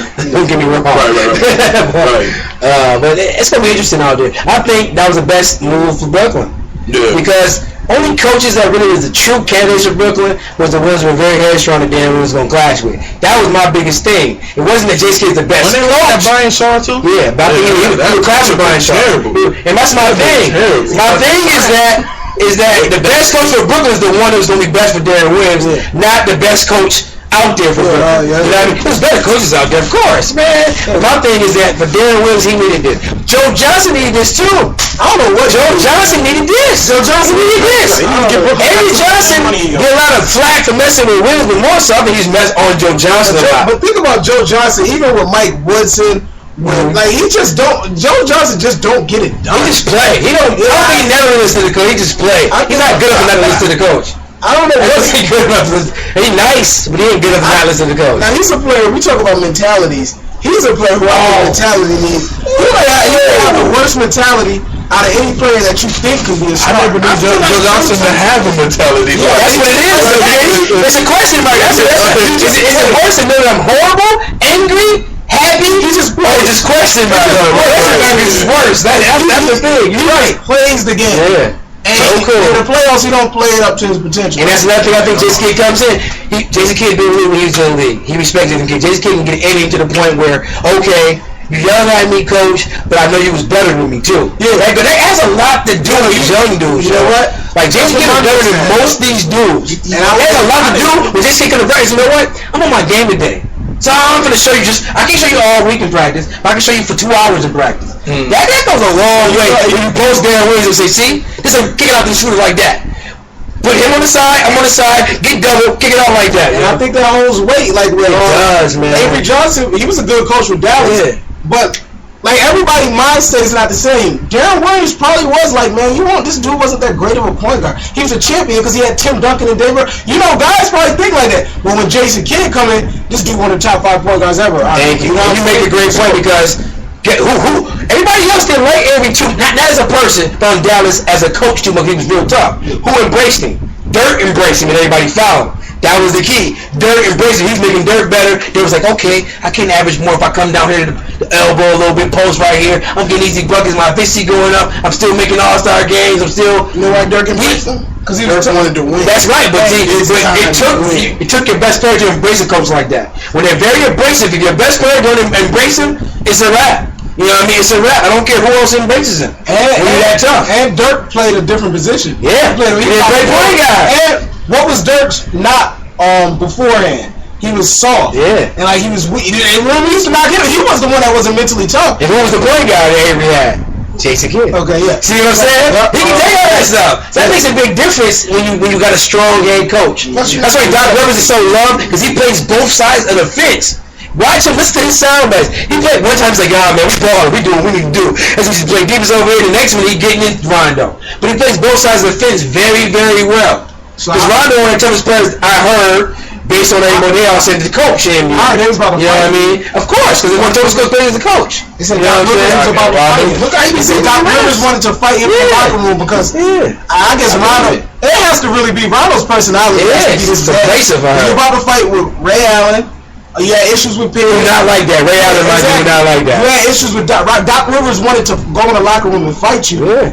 They gotta be this guy. Because he don't give the ball. Sometimes they call plays. He just dribble. Sometimes that's him. Sometimes it's a good play. But sometimes it's just him doing what he want to do. And Doc sometimes let the ball movement can't get KG in the game. You know what I mean? And that's tough for winning. You know you can't take Rondo out too much. Kobe is going to play 3 more years. I mean, he got injured. That killed the 2-year thing when he got injured. I don't know, but the thing I don't think if Kobe starts falling off, I think Kobe one of the ones that'll be like too much pride. I'm not gonna be averaging 16. That's my point. I don't think he's gonna fall off too much. You know what I mean? He's going down a little bit, but not too much. Because like you said, he's gonna bow out. Yeah, because he's gonna bow out gracefully. So that's how you know in the summertime. He'll be playing against a lot of competition. You know what I mean? He gonna see where he at.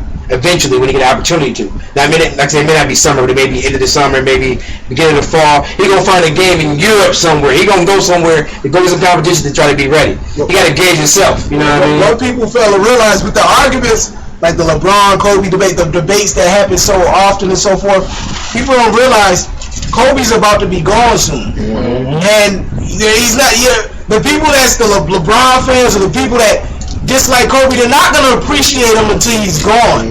Then you realize, dang, I was watching one bad, you know what, and like I was disliking him so much that that's why I felt about actually respecting Kobe enough to just stop hating him so much. Like I hated Kobe up until the point where like 05, 06, when Kobe was just killing, just everybody. I'm like, man, I just can't hate him no more. Like, just because it's watching it, it's funny to me, and he's just really out here. And that's the same thing. Before people still call me a LeBron hater because I hated LeBron until this year. This year was the year I said, yo, I'm gonna start respecting the man for his game, but I still hate his fans. That's all you gotta do. I hate his fans. You know what I'm saying? I hate Kobe fans, most Kobe fans, the ones who don't know enough about basketball to try and put Kobe on such a pedestal that you can't even explain why you put him on there. Well, it's always the over. Like I said, the extremists. Them the ones out like. They call me a LBJ closet fan. I don't know what you is now.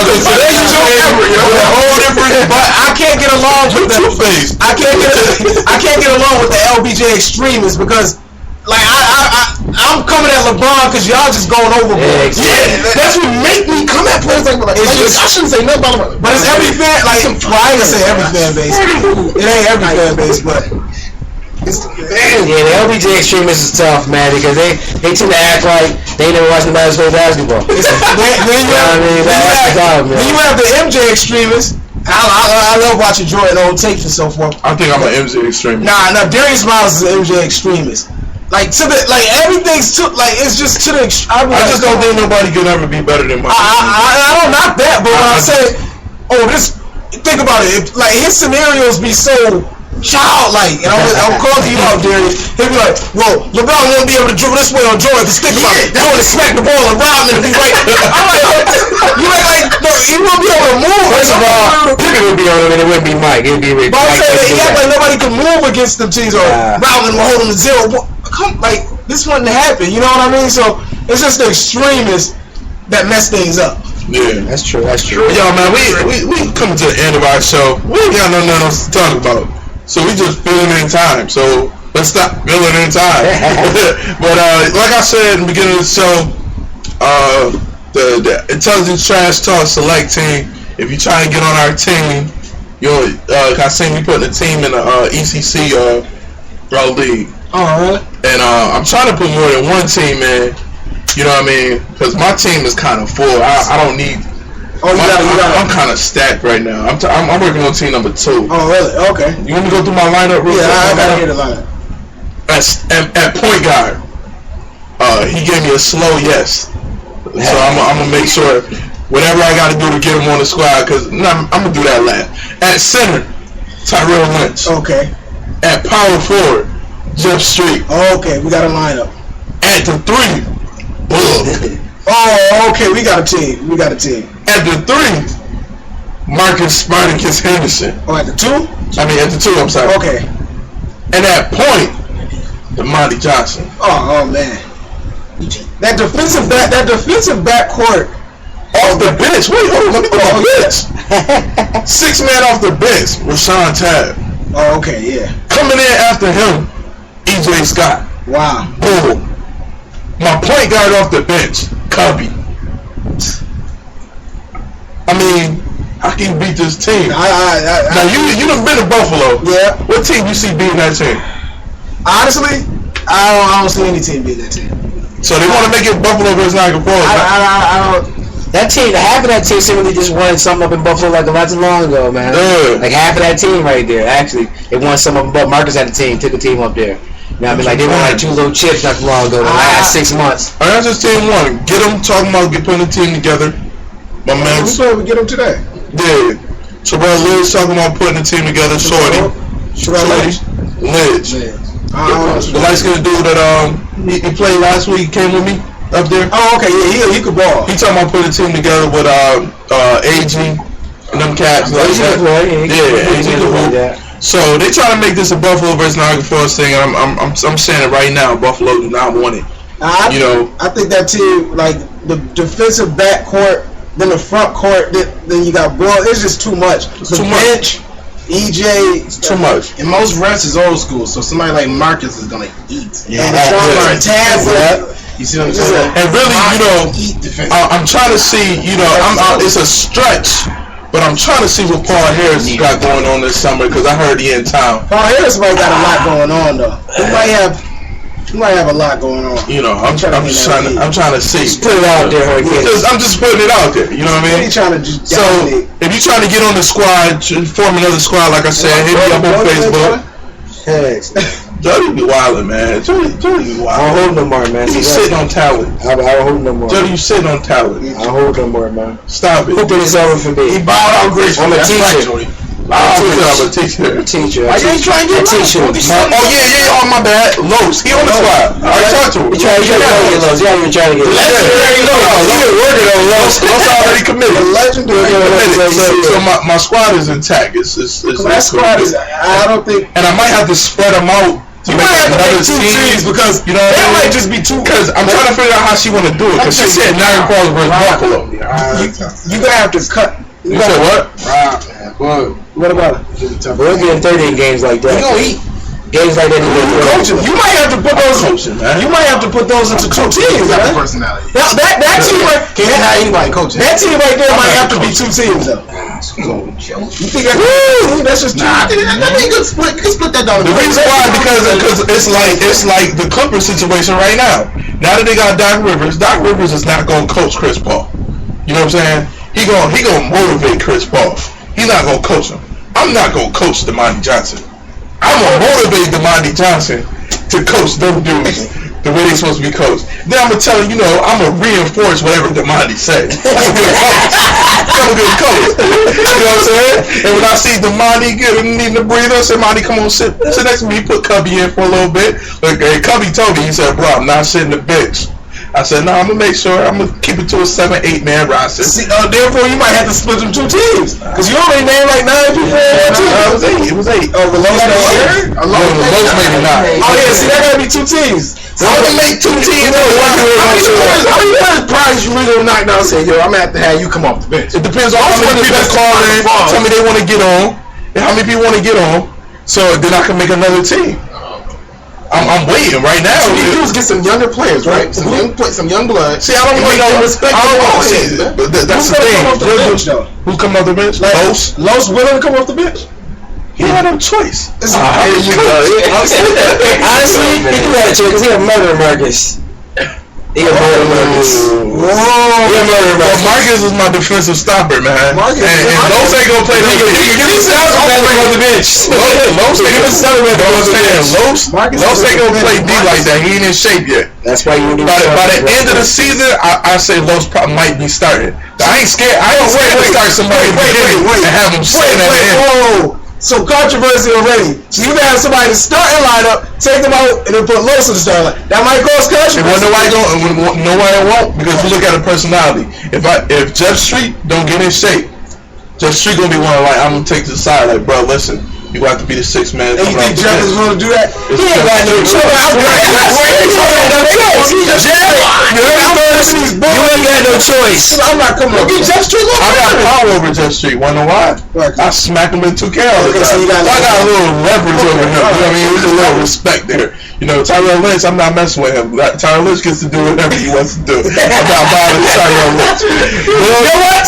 Bill gonna give me 40. I'm not. He can do whatever he wants to do. I'm gonna get it. Let Marlo talk to. Yeah, at the end of the day, Marlo gonna let Marlo talk to his. You know what? I'm just carrying the clipboard, man. Honestly, and just rotating the minutes, making sure everybody knows. You know what? Nah, he was Spo was really Spo was doing some good stuff. The game when he don't get enough respect. I put it on my Facebook page. He don't get enough respect. You know what I give Spo a lot of credit for sitting down Wade and Bosh for that long stretch. That took guts in the game 6 when he went out. He runs a lot of slick plays. I'm pretty sure he probably asked him if it was okay before the game. If it gets close, you mind if? Now he probably went to Wade right there.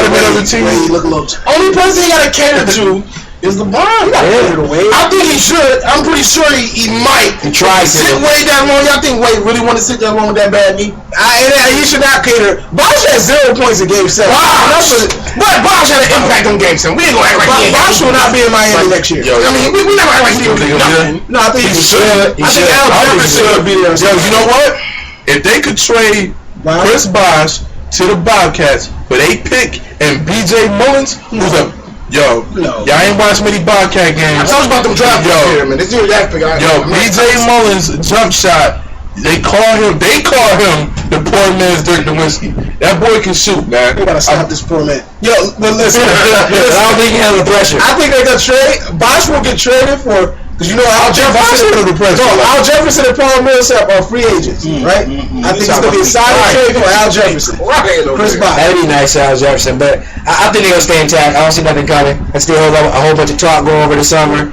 But by the end of the day, what did they just do?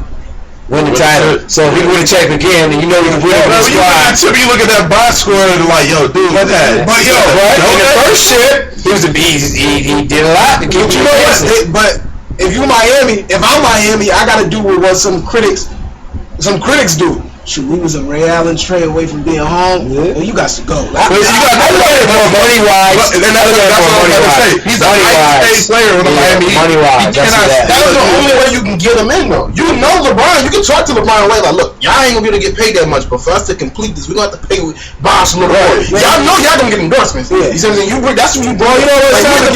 Like, motherfucker. And they want to get. If they want to three-peat. If they want to three-peat, they better trade him for Al Jefferson. I think Bosh can acting like this is Mars world. I think Bosh can restructure his contract. I think Pat Riley gonna talk to Bosh into restructuring his contract. I think he's gonna reconstruct his game to another team. You can reconstruct your contract if he wanted to. If he wanted to. If he personally wanted to. Yeah, if I wanted to. You can change the way Amari needs to do that. Kobe needs to do that. You can change the way he needs to. Say 3 years down the line, I know he's not, but he's like, let's come back on this year and pay you more. LeBron did it. Anyway, man, I'm trying to do the end of the show. Shout outs, Myra. Shout out to I did a little shout out to your clothing line. Yeah, I can't give you justice like I did my best. I wrote down some stuff. I had marvcrit.com/stories.html. Yeah. You go to marvcrit.com, grab a polo. I mean, it's gonna be click here. It's gonna direct you to the site. You can grab a polo, t-shirts. Got the summer shirts going on. Right. You know what I mean? I'm gonna get ready to go on sale next week. So right. 10% off. Right. So make sure y'all go to marvcrit.com/stores. What's the line called? It's one line called certified. One line called. I like that. Certified. Certified what again? Mark. Okay, Mark. Okay. Alright, that's what's up. Yeah, can you explain? This is a little mini interview because I'm a student of history. No, I know. So anytime I see pharaohs, my eyebrow get raised up because I just know some things. So what's good with the pharaohs, son? The thing is, when I thought of the line, I know I wanted to go with something as far as the symbolism of power. You know what I mean? Son. And the only thing I could think of at that point is something that I was interested in, which is Pharaoh, Egyptian. You know, that's something I actually on my bucket. Egyptian mythology. So like that. So I decided to go with the Pharaoh design, and I called it power, but I wanted to go in a different language. So I just was on Google looking up all different types of things. I'm like, sounds alright. I think I'm gonna go with it though. So I try not to. I just had to make sure you weren't in no funny stuff. Cause Illuminati. No, Illuminati. Because everybody automatically.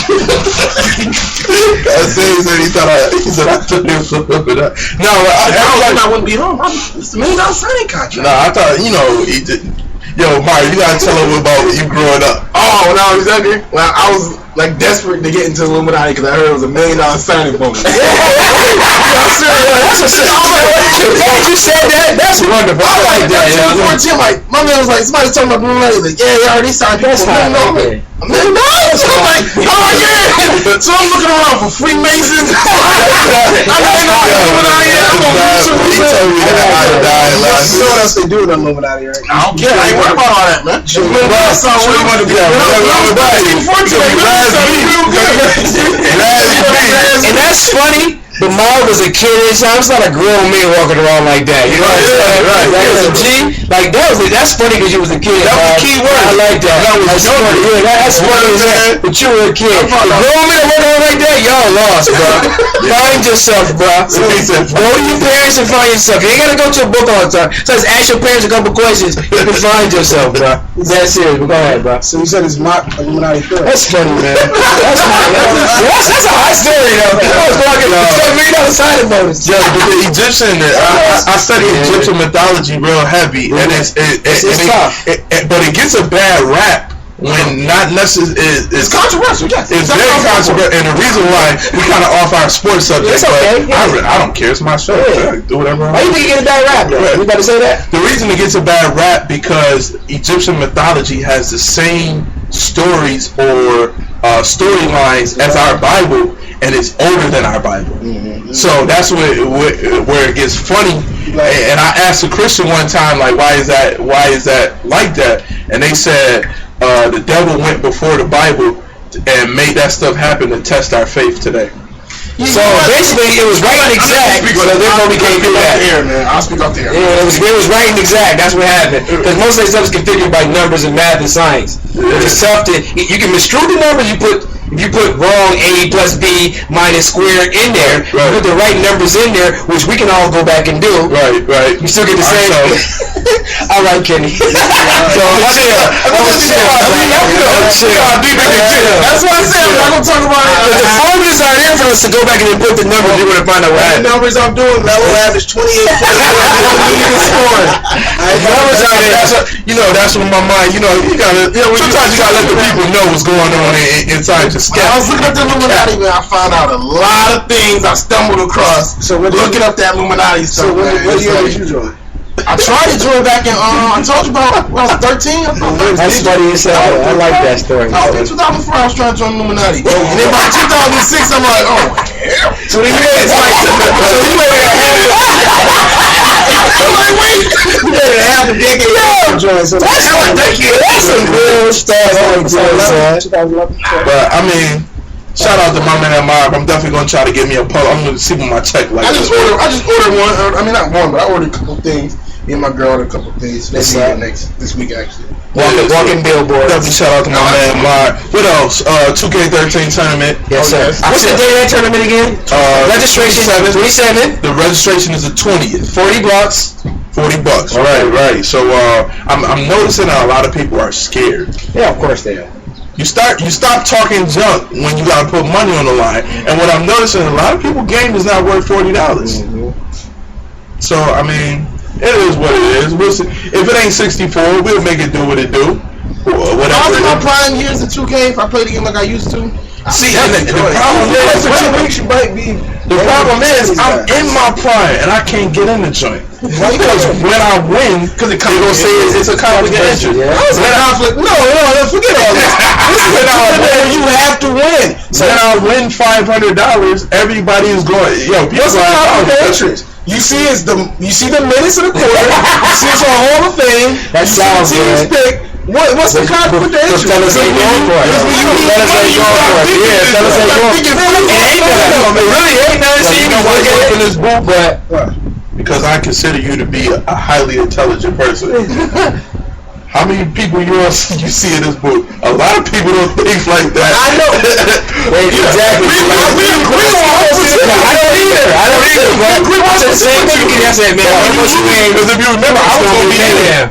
I was at the barbershop talking about. They was like, "You in it?" I was like, "Yeah, I'm in it." How you gonna be in the joint? I'm like, because you have to put in money and win. It's not like that behind the scenes.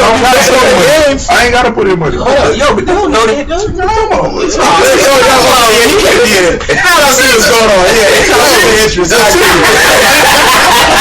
conflict of interest. Financial interest. Keep this up. I'm just saying, They gotta know that because that was big. They be all free. All 10 of them. But yeah, that's what I'm saying. Is keep it real. You put money in to fund the event. Why I'm gonna make you pay for it? But I still. So none of us should be in it then. It's different. I ain't trying to be in it. I would be in the next one, but I wouldn't be in the first one. Because one of us win, I just feel like it's going to be. Everybody gonna put their hands up. From what I hear, you probably gonna win that.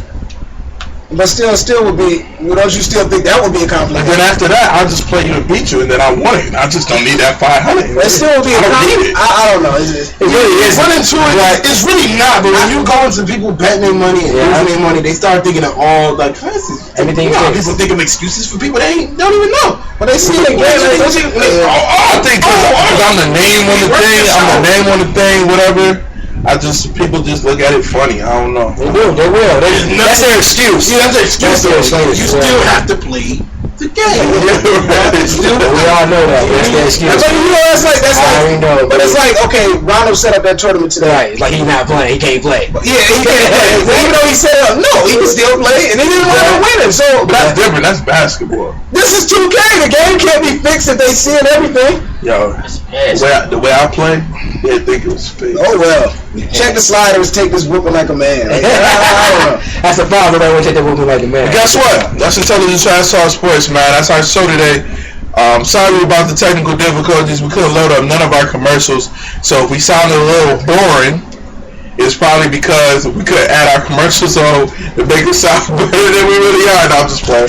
But we could do our sound effects and everything. Like I had a whole bunch of stuff queued up. But we did what we could do with what we had. You know, hope you guys appreciate it. Hope you guys enjoy the show. Any shout outs? Yeah, shout out MTM, More Than Music. Check out my man Explicit Faraway video. Right. Reverb Nation YouTube right now. Right. Shout out to my man Taz for holding us down on Twitter, on Facebook, no doubt. Shout out to Marv. Yeah, man, shout out to mine. Clothing line out now. Make sure you go get it. Shout out to Dolly, my wife, for bringing me this barbecue chicken. Sorry for eating it in front of y'all fellas, but big boys can't go too long without eating. I'm not shouting Dolly because she ain't bring me none, so I ain't shouting. Cut half the shout out, Kenny. Right. You get half a shout out. Shout to Dolly. Nah, what's up, Dolly? No doubt. But yeah, I'm gonna get home to my son, man. I miss my boy. Tell the trash talk. Miss LeBron. My other son. I'm so used to forsaking him. I'm so used to him being my forsaken son. I'm not used to him being a foe. Welcome back, Brian Jr. Can you get a Hummer? Right. Alright, y'all. Price is a little high. Give him a Maybach. Holla.